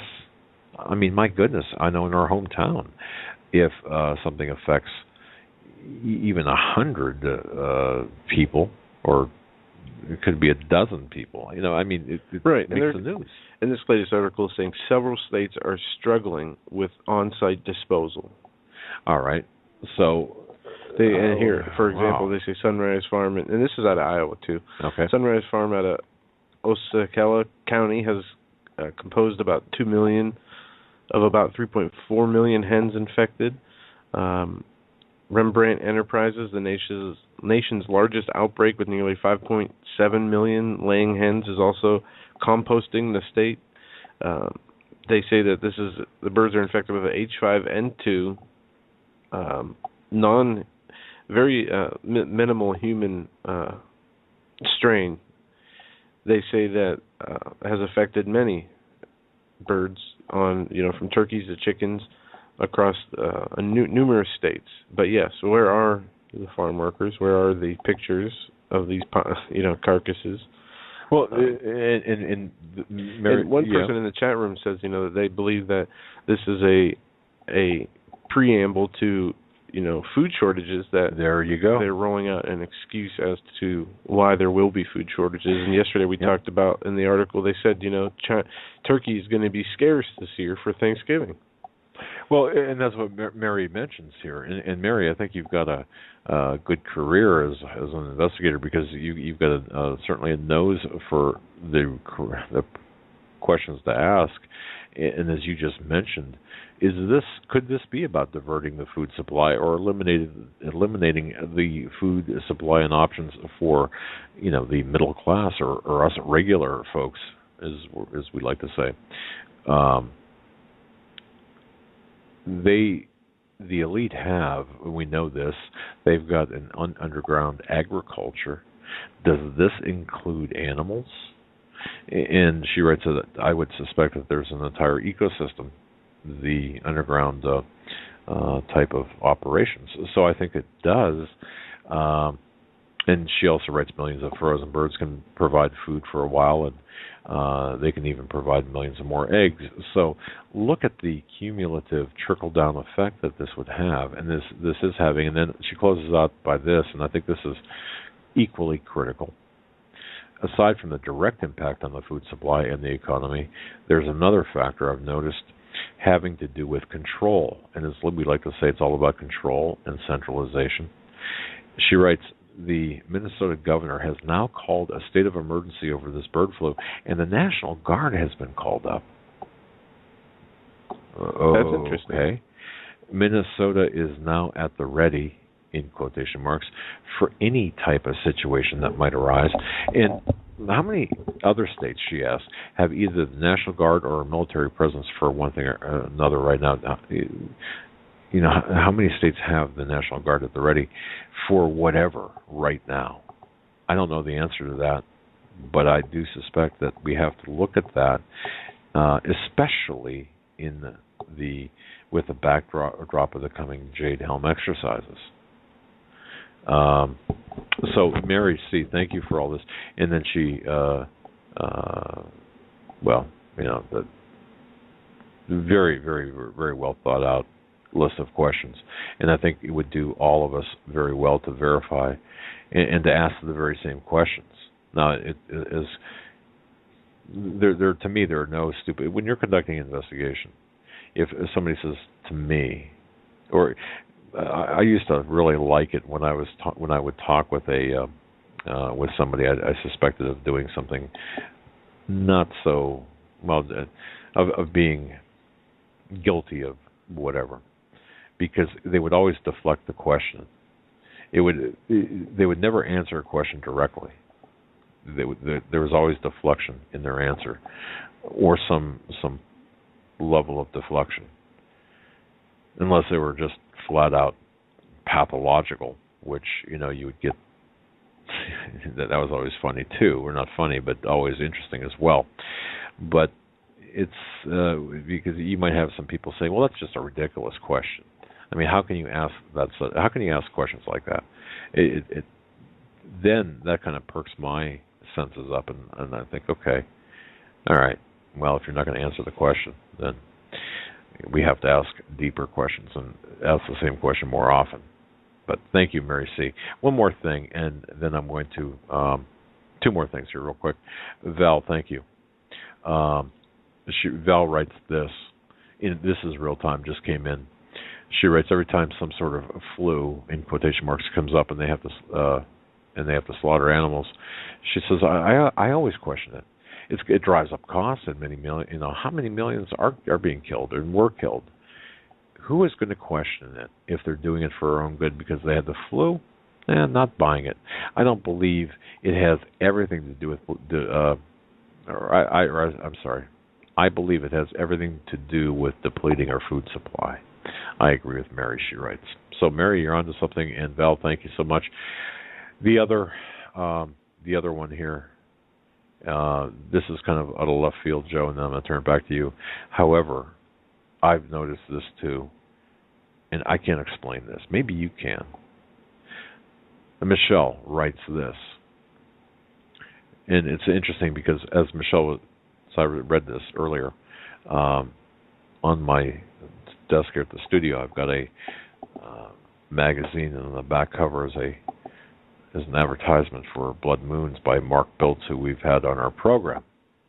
But she writes this: I've been noticing in a lot of magazines lately that there have been images of models with oranges. Joe, have you noticed this? I haven't picked up a magazine aside from maybe Prophecy in the News, or I think that's Zion Fire, what people send us. All right. Well, I've noticed this only because I've spent more time in like the doctor's office, for example. She writes one. Okay. She writes one. The man was cutting an orange with a knife. Another one was juggling oranges and so on. Things like that stand out to me, and I think it's a God-given gift. And folks, do not. And I agree, Michelle. I agree that people have the gift of discernment, and things stick out to them. So I thought, what's up with the oranges? What's up with the oranges? They're just oranges, right? Sorry, Michelle, the wording here is a little off. But ultimately, she writes where she's noticed the appearance of oranges of late, not just in magazines, but also on television as well. So she studied it a bit. The blood orange represents, in her view, the blood of Jesus. The other is symbolic for impending death. These are very well-known magazines as well. Just wanted to share this. And, it's interesting because, I've noticed the oranges myself. There's something, and we know that there's this coding, this communication, this covert or subtle communication by the elite to others. The messages are relayed, especially in the entertainment industry. That would have, the Madison Avenue kind of, Madison Avenue, entertainment industry. We'll just leave it at that. Look at oranges and see what. We're just tossing this out to you folks. See if you notice this increase in the use of oranges as props in magazines, and could this be some sort of message? I don't know. But Michelle, thank you very much for that. I want to pass that along. Go ahead, Joe. All right, let's take a quick commercial break. We're going to come back with more news and your phone calls if you want to weigh in. The number is 661-244-9839. That's 661-244-9839. Tomorrow we have Nathan Leal with us, and we won't be taking calls. And then through next week, we're starting to fill up the schedule, and tomorrow we'll have a better idea of who's coming on when, but we know that Stan will be on next Tuesday. Greg Jackson will be on Wednesday, for sure. But give us a call tonight, 661-244-9839. Press 1 once you get on there, or if you're already on hold and you want to talk to us, and we'll take your calls. Our preference is going to be for first-time callers, so if you can, first-time caller, let's do it up good. Let's try this again with the bumper music and get this gentleman to this third hour of this Thursday edition of the Hagmann Hagmann Report. We're going to be taking phone calls and hitting some news this hour. 661-244-9839 is the number. We'd like to hear from first-time callers first. So first-time callers, 661-244-9839. Once you're on hold, press 1, and that'll let us know you're in the queue. One headline I want to hit here, and then we will move to some calls. Chinese Providence moves to ban Christian crosses on rooftops. Authorities in China's eastern province of Zhejiang have drawn up proposals to ban putting up crosses atop Protestant and Catholic churches, drawing worries from the Christian community. Since the beginning of 2014, zealous communist officials have forcibly taken down crosses from more than 400 churches, in some cases causing violent clashes with members of their congregations.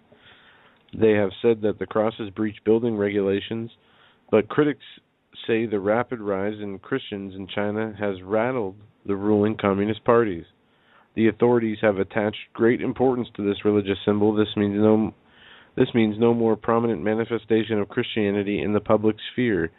Mr. Legu, a pastor from one of the churches inside that province, told the AP. He referred to the latest crackdown as a restriction on the public space for Christianity. Its primary target is symbols rather than the belief itself, and it's milder than previous crackdowns. The authorities have backed down from a complete ban, and a draft of the new rules released by the government this week shows that crosses must be no longer 10% of the facade's height, must fit in with their architectural surroundings, and be completely fixed onto a building or walls rather than poking up from atop the roof. Well, listen to this. In China, in this economically powerful communist country of China, both Protestant and Catholics who refuse to join state-sanctioned religious organizations, they face very severe restrictions, including efforts to undermine and harass their leaders. If they belong to a church group, their leaders are harassed, they're publicly ridiculed and undermined. They're arrested they're subjected to detention in China. Okay, most favored nation status, China, and of course their property is destroyed after it's taken from them.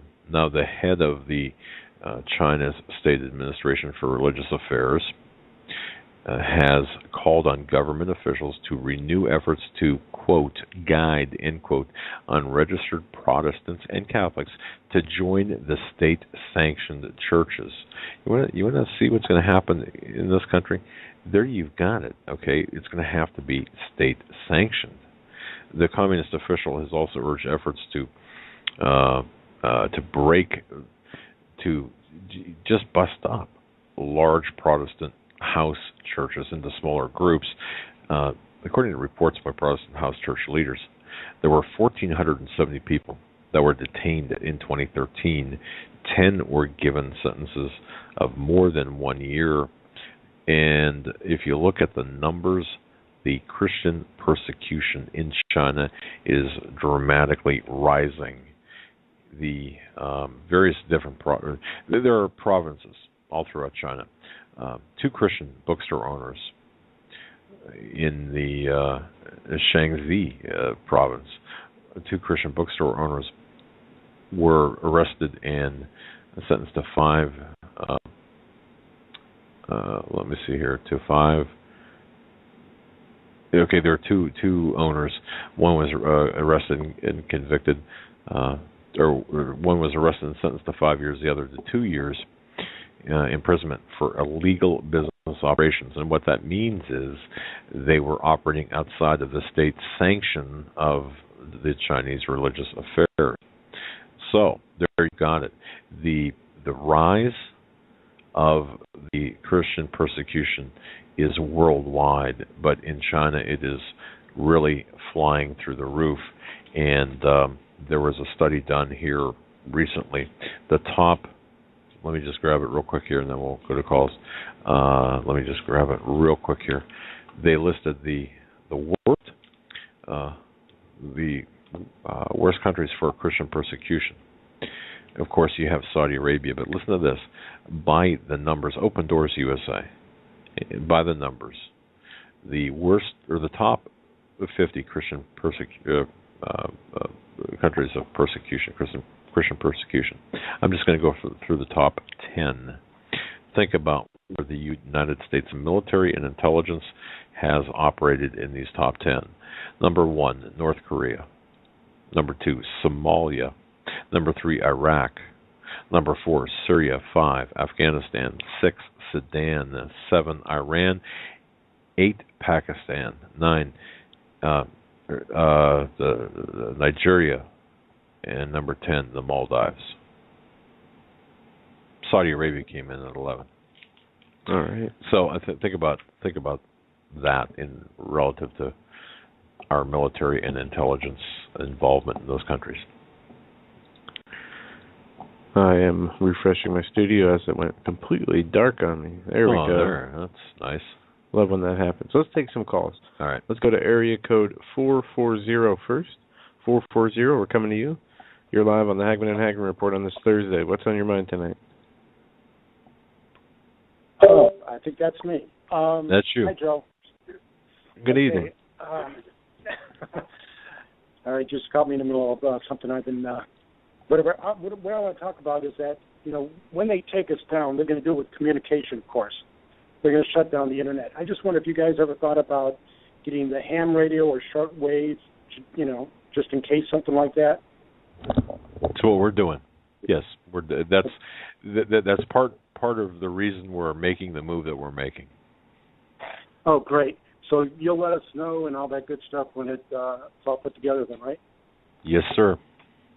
All right. And there was one other thing. It was about a week and a half ago that Steve Quayle and David Langford was on. And I listened to that program. And at the end of the program, what I got from it was completely, if it's not Jesus, it's Satan. I don't know if anybody else felt that way after that program. It was just, it was inspirational. Oh, amen. Yeah. Interesting choice of words you use there. it's black and white now. Although there are people trying to force that gray area in there, it is all black and white. It is good versus evil. It is God versus Satan, or Satan versus God. Yes. Right. And then there was just one more thing. I just really admire the way you guys handle all your callers.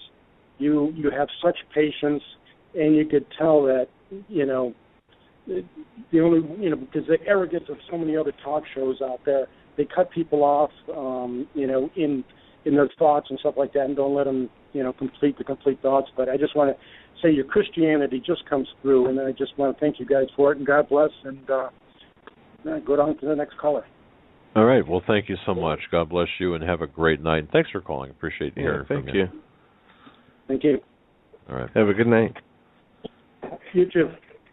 Yeah, Joe, that program with Steve Quayle and Pastor Langford really was one of the more anointed ones, I believe. And a lot of people have been listening to it. It's still up there on the iTunes individual episode chart. So I know lots of people are still downloading that show, and I hope they do. If you didn't hear it, definitely go back and listen to it, as it is worth the listen. What day was that? Was that Friday? That was Friday. Friday. Yeah, last Friday. All right, we're going to go next to 775 area code. 775, we're coming to you now. You're live on the Hagmann Hagmann Report. Hello. Hi. Well, you guys are awesome. God bless you. And what that other young man was just talking about, that last Friday's program with Pastor Langford and Steve Quayle, was absolutely wonderful. Well, thank you. You guys are, we hadn't heard about you, my husband or I, until 2 years ago from a Deanna who's a bus driver in Denton, Montana, and we've been listening to you ever since. Anyway, I appreciate all of your shows, and if you guys are going on ham radio later on when things get really bad, it'll be nice to know all the details. In the meantime, I had a dream the other night that this jade helm is kind of like a distraction. And I'm kind of wondering, how the Illuminati and all the bad people are, Satan is always trying to deceive us and keep us distracted from his main agenda. What if his main agenda is something other than the jade helm, which is just keeping everybody, it seems, really distracted right now? It's interesting you say that. There's a lot of focus by the alternative media to Jade Helm, and I think, I look at Jade Helm as being the overt, and I often say this, the flashbang, the overt flashbang of the globalists, of the people that are running things here. But you're right. What else? What is that serving as cover for? What's going on here? And there are parts to Jade Helm that the overt section is covering, but then there are other things happening aside from Jade Helm that the attention is being taken off because of it. So you're right. You're right. I think we have to look at the entire scope of things. Yep. Okay. And the other thing is, if this is supposedly ending in September, when one of the feast days are and one of the blood red moons are, and I'm just kind of wondering if, with all the other stuff that Steve Quayle talks about, we just got the books today, his second volume on Genesis 6 giants and little creatures. And I'm just kind of wondering where that's going to come into play if Jade Helm actually does go live, and there aren't going to be very many people here to, I don't know, be able to see the giants. Boy. I just kind of where it all comes into play, I got to tell you, I had mentioned earlier in the program I don't like to see spiders, but boy, maybe my reaction to spiders would probably be put take a back seat to seeing a giant, if you will. You know, but it's interesting because the super soldier program and the militarization of the police department, goes hand in hand. And Joe was doing a lot of research and has been doing a lot of research on this. I do believe that that and the opening, and people might balk at this and might say this is just crazy talk, but the opening of the portals, even though the scientists are talking about this, people are refusing to really discuss this seriously. The portal openings and what's coming through, these ogre-like, so all of this is coming together, and yeah, I mean, so it's relevant to today. You know, isn't it amazing how Genesis 6, or the entire book of Genesis, is having, finding relevance in current events? It just astounds me of the about the holy nature of the Bible. Yep. Mhm. Yeah, I think it all ties together, and I have to agree with the young man who was talking before me about, it really does all boil down to, Satan and God and Satan, and that's the way it has been from the beginning, and people have just gotten so distracted. There's so many people that just take everything just so non-consequentially that it really saddens my heart. I do a lot of praying for a lot of other people just because they're so lost. Well, I'm sure your prayers are not. I mean, I'm sure they're being effective because obviously somebody had to do a lot of praying for me because I certainly didn't find. I was one of those people who just disregarded all of this as nonsense, and then suddenly. I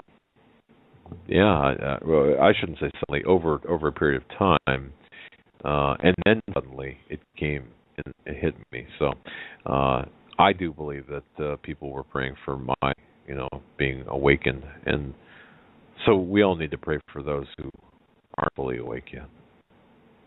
Yes, we do, and I really appreciate that show with Pastor Langford and Steve last Friday, just because I think I still have my dirt, and I do too. I look at it every day to remind me, Isn't and that I'm really humbling? just you guys, because you have actually helped me bring a lot of things together. It's funny how God kind of put us here. We're in Tonopah, and so we are in the mountains in between Area 51 and the Tonopah testing range. Wow. Yeah. All right. And so do you sit on your front porch or back porch and kind of just look around and wait for the next thing to happen, whatever it might be, or? I don't. Actually, we don't see much here. I mean, we have heard helicopters, and one of our neighbors said that if we're awoken one morning by a roar, it's just the Black Hawk helicopters coming up out of the tunnels. Anyway. Marvelous. Wow. Just another day at the ranch, right? Another day at the house. It is. It really is. Okay. Oh, you have to laugh sometimes. You have to take it's. And isn't it funny that, or isn't it? It's great to me that we know, despite all the machinations of the evil ones and the people with the agendas, it's all going to be in the end for naught, because we do know how this ends. And that's true. That's true. It sure seems like they're working an unending at an unending goal. Yes. Theirs will end in torment, but ours won't. And Amen. I'm really grateful for you guys bringing us both closer to putting things into a full circle instead of just a bunch of irons in the fire. So. Well, thank you, and that's one of the highest compliments we can receive, and thank you so much for your graciousness and for being so kind. We really appreciate it. All righty. God bless you guys. All right. God bless you, Bye-bye. too. Have a good night. All right, you too, Joe. Bye. All right. Next caller, 786. 786, we're coming to you. You're live on the Hagmann and Hagmann Report. Hey, Doug. Hey, Joe. How you guys doing tonight? Fantastic. What's up? Well, thank God for you guys. I thank God every day that you guys are still on the air, and pray for you guys always. Thanks. We appreciate that.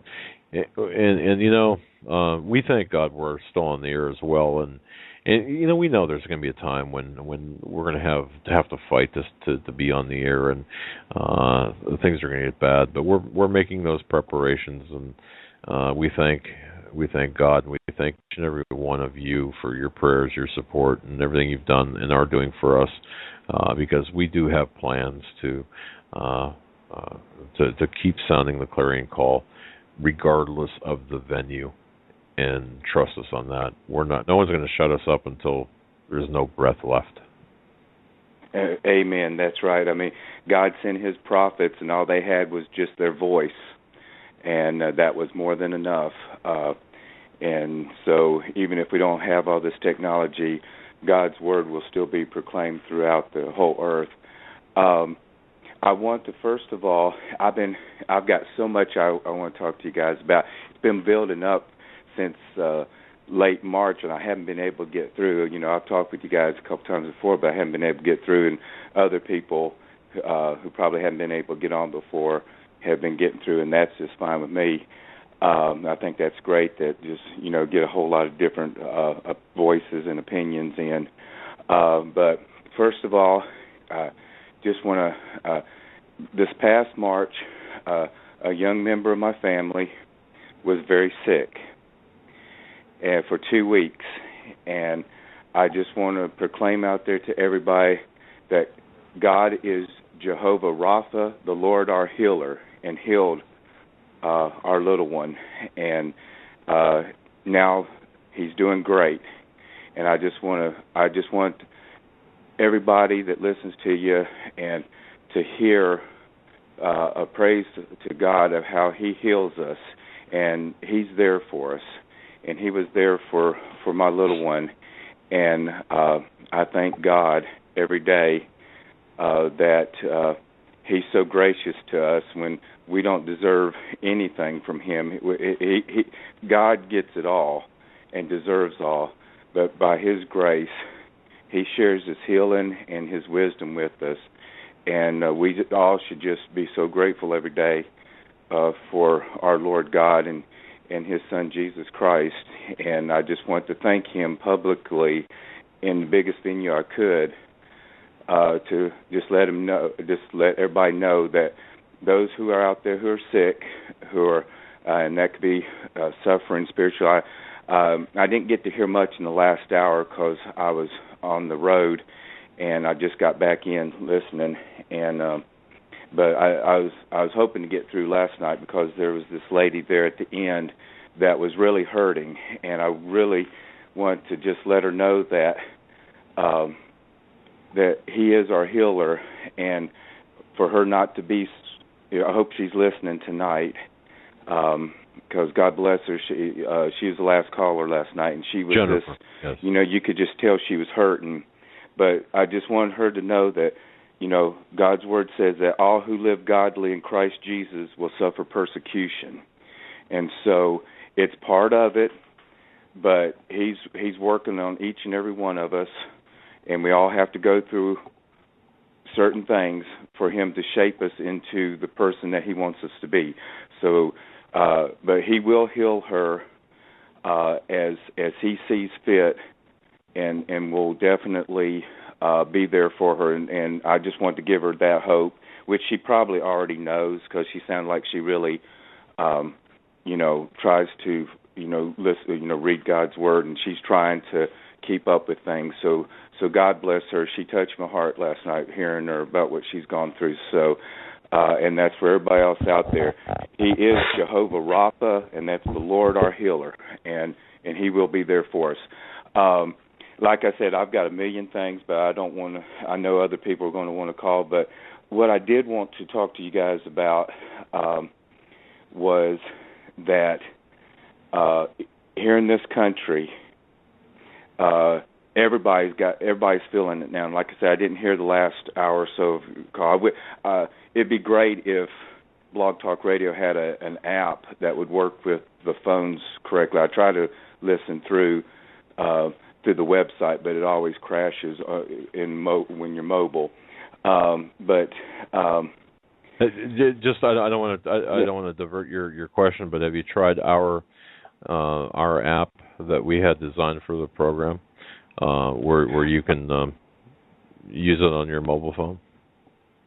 I've tried it initially, and it was giving me some trouble. I haven't tried it lately, though, but I will go back to it. What I was clicking on, maybe I was clicking the wrong thing through my phone. It was taking me to the Blog Talk link, but there's now but y'all's app now has a player built in. Yes. Okay. It's a I'm not sure. Well, it's an I shouldn't say a player itself. It's an interface that takes and I have to talk with the makers, but the creators of the app. But it's supposed to be an interface that really kind of acts as a very friendly interface between BTR and your phone, your device. And okay. By the way, you don't have to share whatever default settings are on your phone, because I know this has come up in the past, saying, well, it's asking for your location if you want to. No. Very simply, it identifies the default settings of your telephone, and all you have to do is you can choose not to share your location. You can choose just like any other app, basically. So, give it a try, and give it a try. And if it doesn't work, you can. Okay, I will go back to it. When y'all first came out with it, I use it. I'll go to it and look at news, links and things like that, and I'll play previous shows through it. But I haven't tried. The last time I tried to do it, it seemed like it went to BTR, and it's still giving me an issue. But it could be my connection. So right. I'll definitely try it again. Like I said, there's so much I was wanting to talk to you guys about. We all know this seems to be the year, and God's really placed it on my heart. He's really shown me in Book of Revelations that when you're going through the chapter 6 through chapter 9, I don't know if a lot of people really realized how many times it talks about the sun being darkened or smoke rising out of the bottomless pit when Apollyon and his demonic horde / alien, whatever it tries to manifest, comes out of the pit. There's a lot of talk about darkening the skies and darkening the sun and the moon and losing a third of the sun. And God really pressed it on me this week, and I praise God that I was able to get through to you guys, that I know people are buying food and buying those supplies, but just to let everybody know, and it's good to have the seeds, but there's going to be a lot of darkness. The day of the Lord, in fact, in Joel it says, the day of the Lord is full of darkness. And so if people are expecting to be able to plant a lot and grow crops, during the tribulation period before Jesus returns, we might not be able to do as much as we think. I mean, the Lord will provide, however He sees fit, but that just really, there's going to be a lot of darkness over the earth from multiple, it says there's a great earthquake and the sun turns as dark as, sackcloth. We've got I think the blood moons are definitely what I believe, not Jonathan Kahn, but the other guy that talks about the blood moons, and that's been big, and I think those are definitely signs. But I think also as things progress, we're going to see a lot more darkness, and we're going to lose a third of the day. And the chemtrails that they're putting up, I don't know where you guys are at, but where I'm at, we have vanilla skies anymore. We don't have blue skies. Every now and then they'll skip a day and we'll have a blue sky, and it's great to see. It's beautiful, but we have vanilla skies every day now from the chemtrails. And I don't know if Steve, I didn't get to listen to all of the Monday show, which what I did hear so far was fantastic, guys, and I'm glad that you guys, they keep coming on with Tom Horn and all them telling us about what's going on. But they're already blotting out the skies. In fact, I saw a news article where they start talking about that a third of the sun's rays are not getting through because of the chemtrails.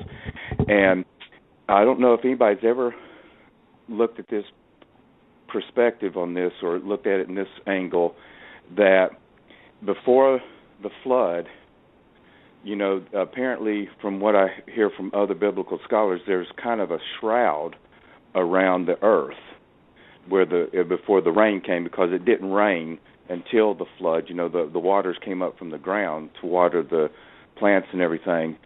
And there's a shroud apparently around the earth that may have been blocking some sunlight. And have you guys talked to anybody about that this chemtrail operation may be to make, basically terraforming, to make the earth more conducive for these entities, for these Nephilim, to come back on the earth and be able to be out in the daylight?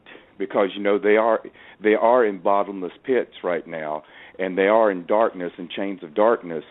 And so have you guys talked to Steve or anything behind the scenes about, is this chemtrail program, besides putting toxins into the air and water,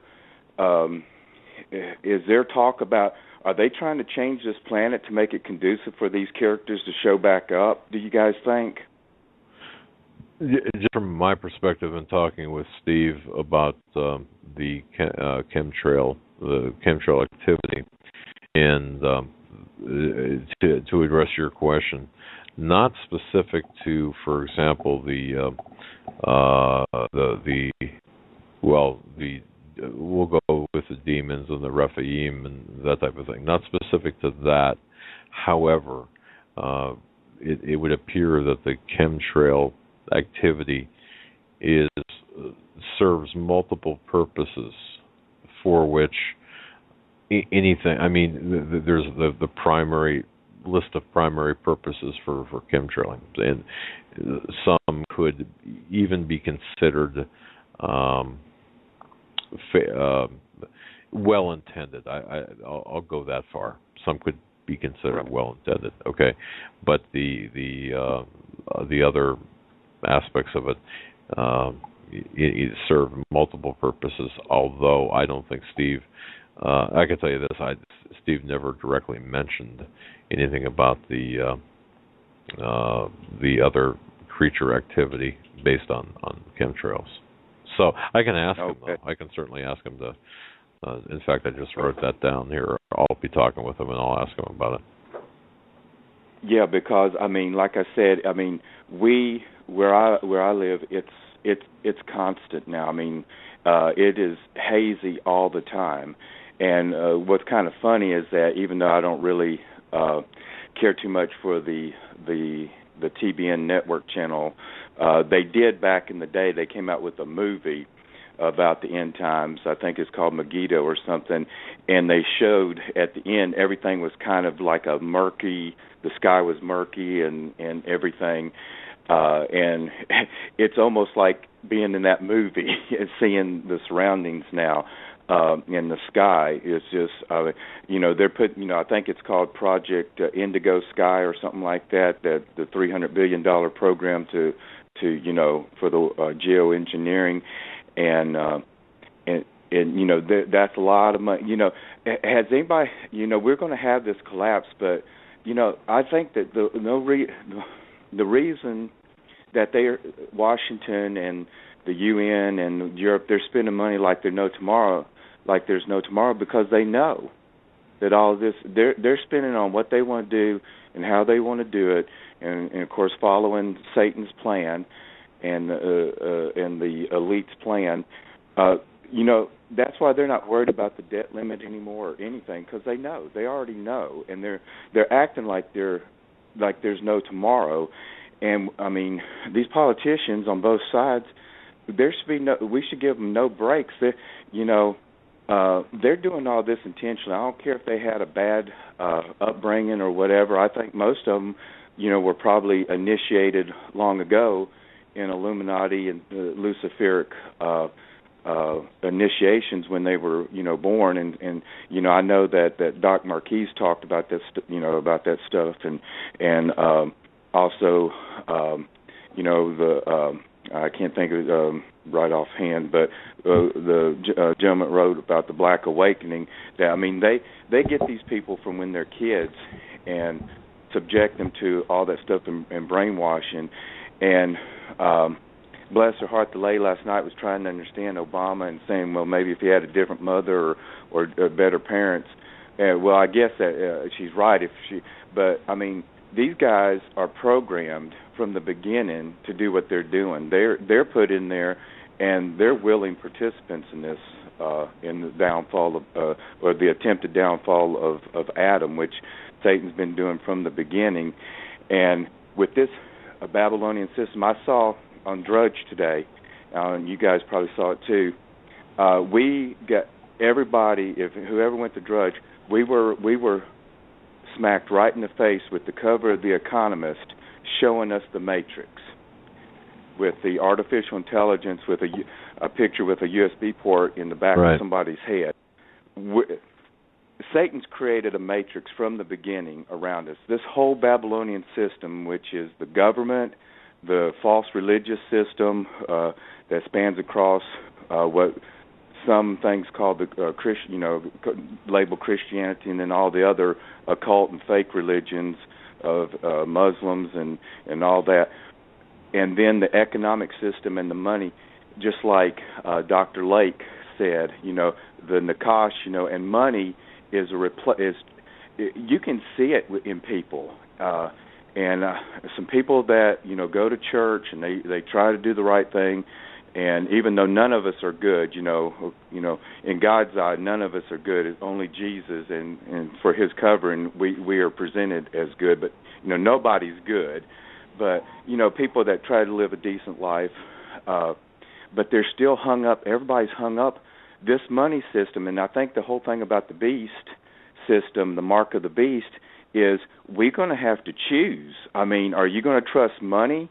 Which is replaced, because Jesus said you can't have two masters, and we're all going to have to start getting used to not trusting in our money. And I'm guilty. I can't sit there and judge anybody else. I've relied on money, but I mean, we're getting to a point where we're going to have to rely on God's medicine that He provided. His healing, His supernatural healing, and then the natural herbs and stuff, and the eating well, like the products that you guys sell. I mean, that your sponsors sell, and eating right, because we're not going to be able to use cash, and we're all going to have to get used to not owning a home, because we're going to be homeless, because we're going to have a mark of the beast to pay the property tax, because in this country, some other little third world countries, you just pay a sales tax once on your property and you don't have to pay every year. But this government in this country loves to have the chains on its people. It makes sure that you have to pay a property tax every year. And if you don't pay it, you lose that property. And there's no way that that person can pay the tax under the mark of the beast system, because you won't be able to pay it unless you've got a mark. And everybody out there, the Lord's been really pressing that everybody's going to have to learn to become, quote unquote, an outlaw of this government. We're going to be outside the law here pretty soon. They are really pushing, and we're going to be outside of the law. And everybody needs to start. You guys have been preparing people and telling them every night. So I'm probably just repeating, but I just want to emphasize that it's really the rubber's meeting the road now, and we're going to have to think of living our lives a whole lot differently than what we're used to. Well, that's the title of our program tonight. It's Later Than You Think. I want to thank you very much for your information. My goodness, well versed, lot of ground covered in that call. Thank you so much. Thanks for your time, guys. God bless you. Have a great night. You too. All right, fantastic call. Let's move on to a few others. We have area code 513. 513, we're coming to you now. You're live on the Hagmann and Hagmann Report. Hello. Thank you for taking my call. Sure. Interesting points the previous listener made, some thought-provoking thoughts there. But anyway, I wanted to ask you, I haven't listened to your show for the last couple of nights, been out in the garden, and wanted to know if anyone has said anything about this Jade Helm. Has there been any insiders coming forth to let us know what's going on with this? Listen, if you have the opportunity, please listen tomorrow. To answer your question, insider, yes. Tomorrow, Nathan Liel is going to be talking about a specific insider with inside information about Jade Helm, and it's going to be well worth it. I can't really talk about it because I don't have the entirety of the information he has. I just have the what he sent me, but it's going to be from the inside, yes. Okay, thank you. I will listen tomorrow. I also wanted to comment, Doug, I find you rather amusing, and I laugh at myself along with you. We're the same age group, and when you can't come up with a word that you're trying to speak, you're trying to find in your mind what you want to say, I can relate to that. And then also when you get on your rant, I love it. I love it. You sound like me.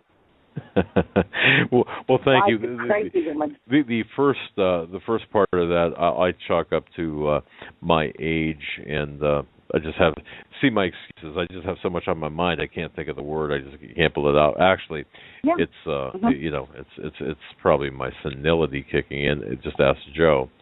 And the second part, the rant, I think I deserve. Well, I shouldn't say deserve. I think I've earned the right to rant at times. It's a righteous rant. How's that? Oh, sure. Yes, I totally agree with you. You're very entertaining, at least for me, anyway. Well, my wife says the same thing. Yeah. Although in just a slightly different manner, but thank you so much. I appreciate that. Oh, you're so welcome. And I wanted to tell you, there were a couple times that you mentioned that you were grumpy, and I think people need to realize you're in pain. And when a person's in a lot of pain, you're not in the best mood. Well, that's true. But thanks. Thanks for giving me that break, too. Yeah. So appreciate both of you. You have fantastic shows. Steve Quayle and Pastor Langford just blow me out of the water. Pastor Langford is my pastor now. And when anyone asks me if I'm going to church, yeah, I go to church every night. I listen to Hagmann's every night. Pastor Langford is our pastor. I have to tell you, he's done so much. And boy, isn't he great? I mean, I've never met a person who can, I mean, wow, talk about knowing the Bible. My goodness. Oh, yeah. He just spits it out there like he wrote it himself. Yeah. Exactly. Oh my goodness. And you know, he's like that in person too. I've never seen a person who could. You look at him and you mention something that's in the Bible, and he says, "Oh, that's in Psalms 83, verse whatever." I'm thinking, how do you know this? I mean, seriously. Wow, fantastic, man. So we like he him. is. Yeah. All right. Okay, well thanks. Thank you. Let's take another call. All You're right. so God welcome, bless. sir. Thank you. Bye now. Good night. Have a good night. Bye. Next up is Montana. Montana. Go to Montana, area code 406. We're coming to you. Go to Montana. You're live. Hey, Doug and Joe, how are you? Very, very good.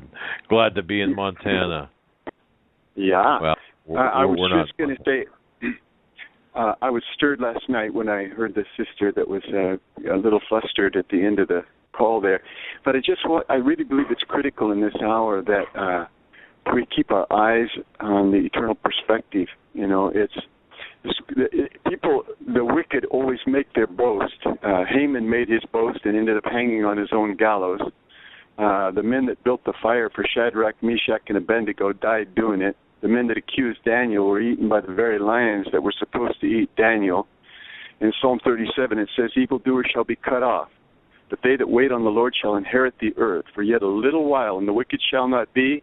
Yea, thou shalt diligently consider his place, but it shall not be. But the meek shall inherit the earth and delight themselves in the abundance of peace. The wicked plotteth against the just, gnasheth upon him with his teeth. But the Lord shall laugh at him, for he seeth that his day is coming. The wicked have drawn out the sword and bent their bows to cast down the poor and needy, and to slay such as be of upright conversation. Their sword shall enter their own heart, and their bow shall be broken. It's critical that we in this hour realize that Jesus is Alpha and Omega. He has the last word in this matter. And all of the scriptures about the end days, the target is those that are wicked. What God is the shaking and the great shaking. Although God does use this time to judge the house of God, he's going to purify those that profess his name, because as you know, there's such gross misrepresentation of Christ's name in this nation. But God is getting ready to have a people that glow in the dark and walk on water, and they're going to. He has an answer for this wicked.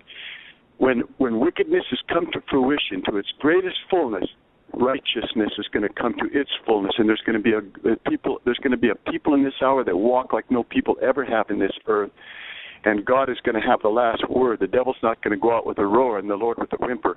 The Lord is going to shake this world on its foundations. But the vehement testing doesn't make or break anybody. It just reveals what's there.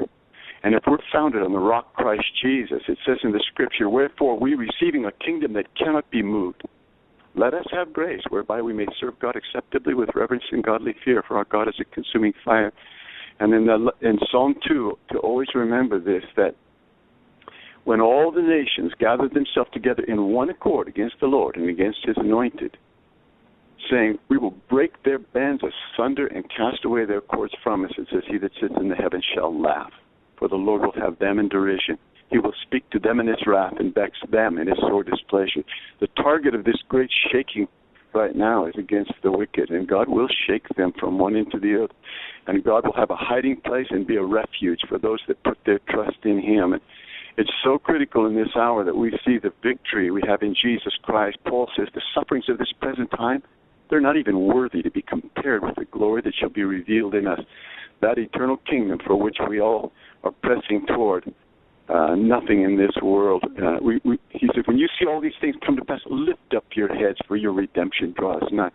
We're supposed to rejoice and be victorious in this hour, and again, he that overcometh. And it's so important that people don't get to looking at the giants to the point they forget that the Lord's the one that can open the Red Sea, bring water out of a rock. One last word. When Nebuchadnezzar, who all the present leaders of this present world wouldn't make a pimple on Nebuchadnezzar. That was a powerful man. And it says that God humbled that man, and he grazed like a cow for 7 years. And at the end of the 7 years, he says, I, Nebuchadnezzar, at the end of time, lifted my eyes to heaven, and my understanding returned to me. And I blessed the Most High God, and I extolled and honored him that lives forever and ever, whose dominion is an everlasting dominion, his kingdom from generation to generation. All of the inhabitants of the earth are reputed as nothing. He doeth according to his own will in the army of heaven and among the sons of men. No man can stay his hand or stand to him, what doest thou? And the last words the man ever said, he says, and now I, Nebuchadnezzar, praise, extol, and honor the King of heaven, all of whose works are truth and ways are judgment, and they that walk in pride, he is able to obey. Amen. Very well said, very well articulated. We really appreciate that. You know what, we're up against the end of the program already. I can't believe it. But thank you very much for the call, my friend. God bless you. Appreciate you, gentlemen. All right. Thank you. And Joe, one thing that came to my mind when the caller was talking is you know, we're going to have the ability to look at the Satan, the Lucifer, Satan, the weasel that he is, and say that, you know, mockingly, that is what contaminated, or we were afraid of, or maybe that's the wrong words to use. Those are the wrong words to use, but I think, I just think that we will be surprised at the worm-like nature of what we're up against. It's going to be glorious at the time. And the other thing that came to my mind too is, for everyone out there, we know that there are people having tough times, but if right now, if things seem rather normal to you, and if your life is rather stable, you've got some serenity, I would urge you to praise God for that serenity and that stability, and don't forget to thank Him for that, because we've got a tendency, at least I know I do, I got the tendency to knock on the door of God's throne room when things are tough, and fail to acknowledge and praise when things are good. And I think we should do that more often. That's just my 2 cents. Absolutely. Tomorrow night we will be joined live by Nathan Leal. We're going to be talking about Jade Helm 15. Until then, stay safe, God bless, and we'll see you then. Good night.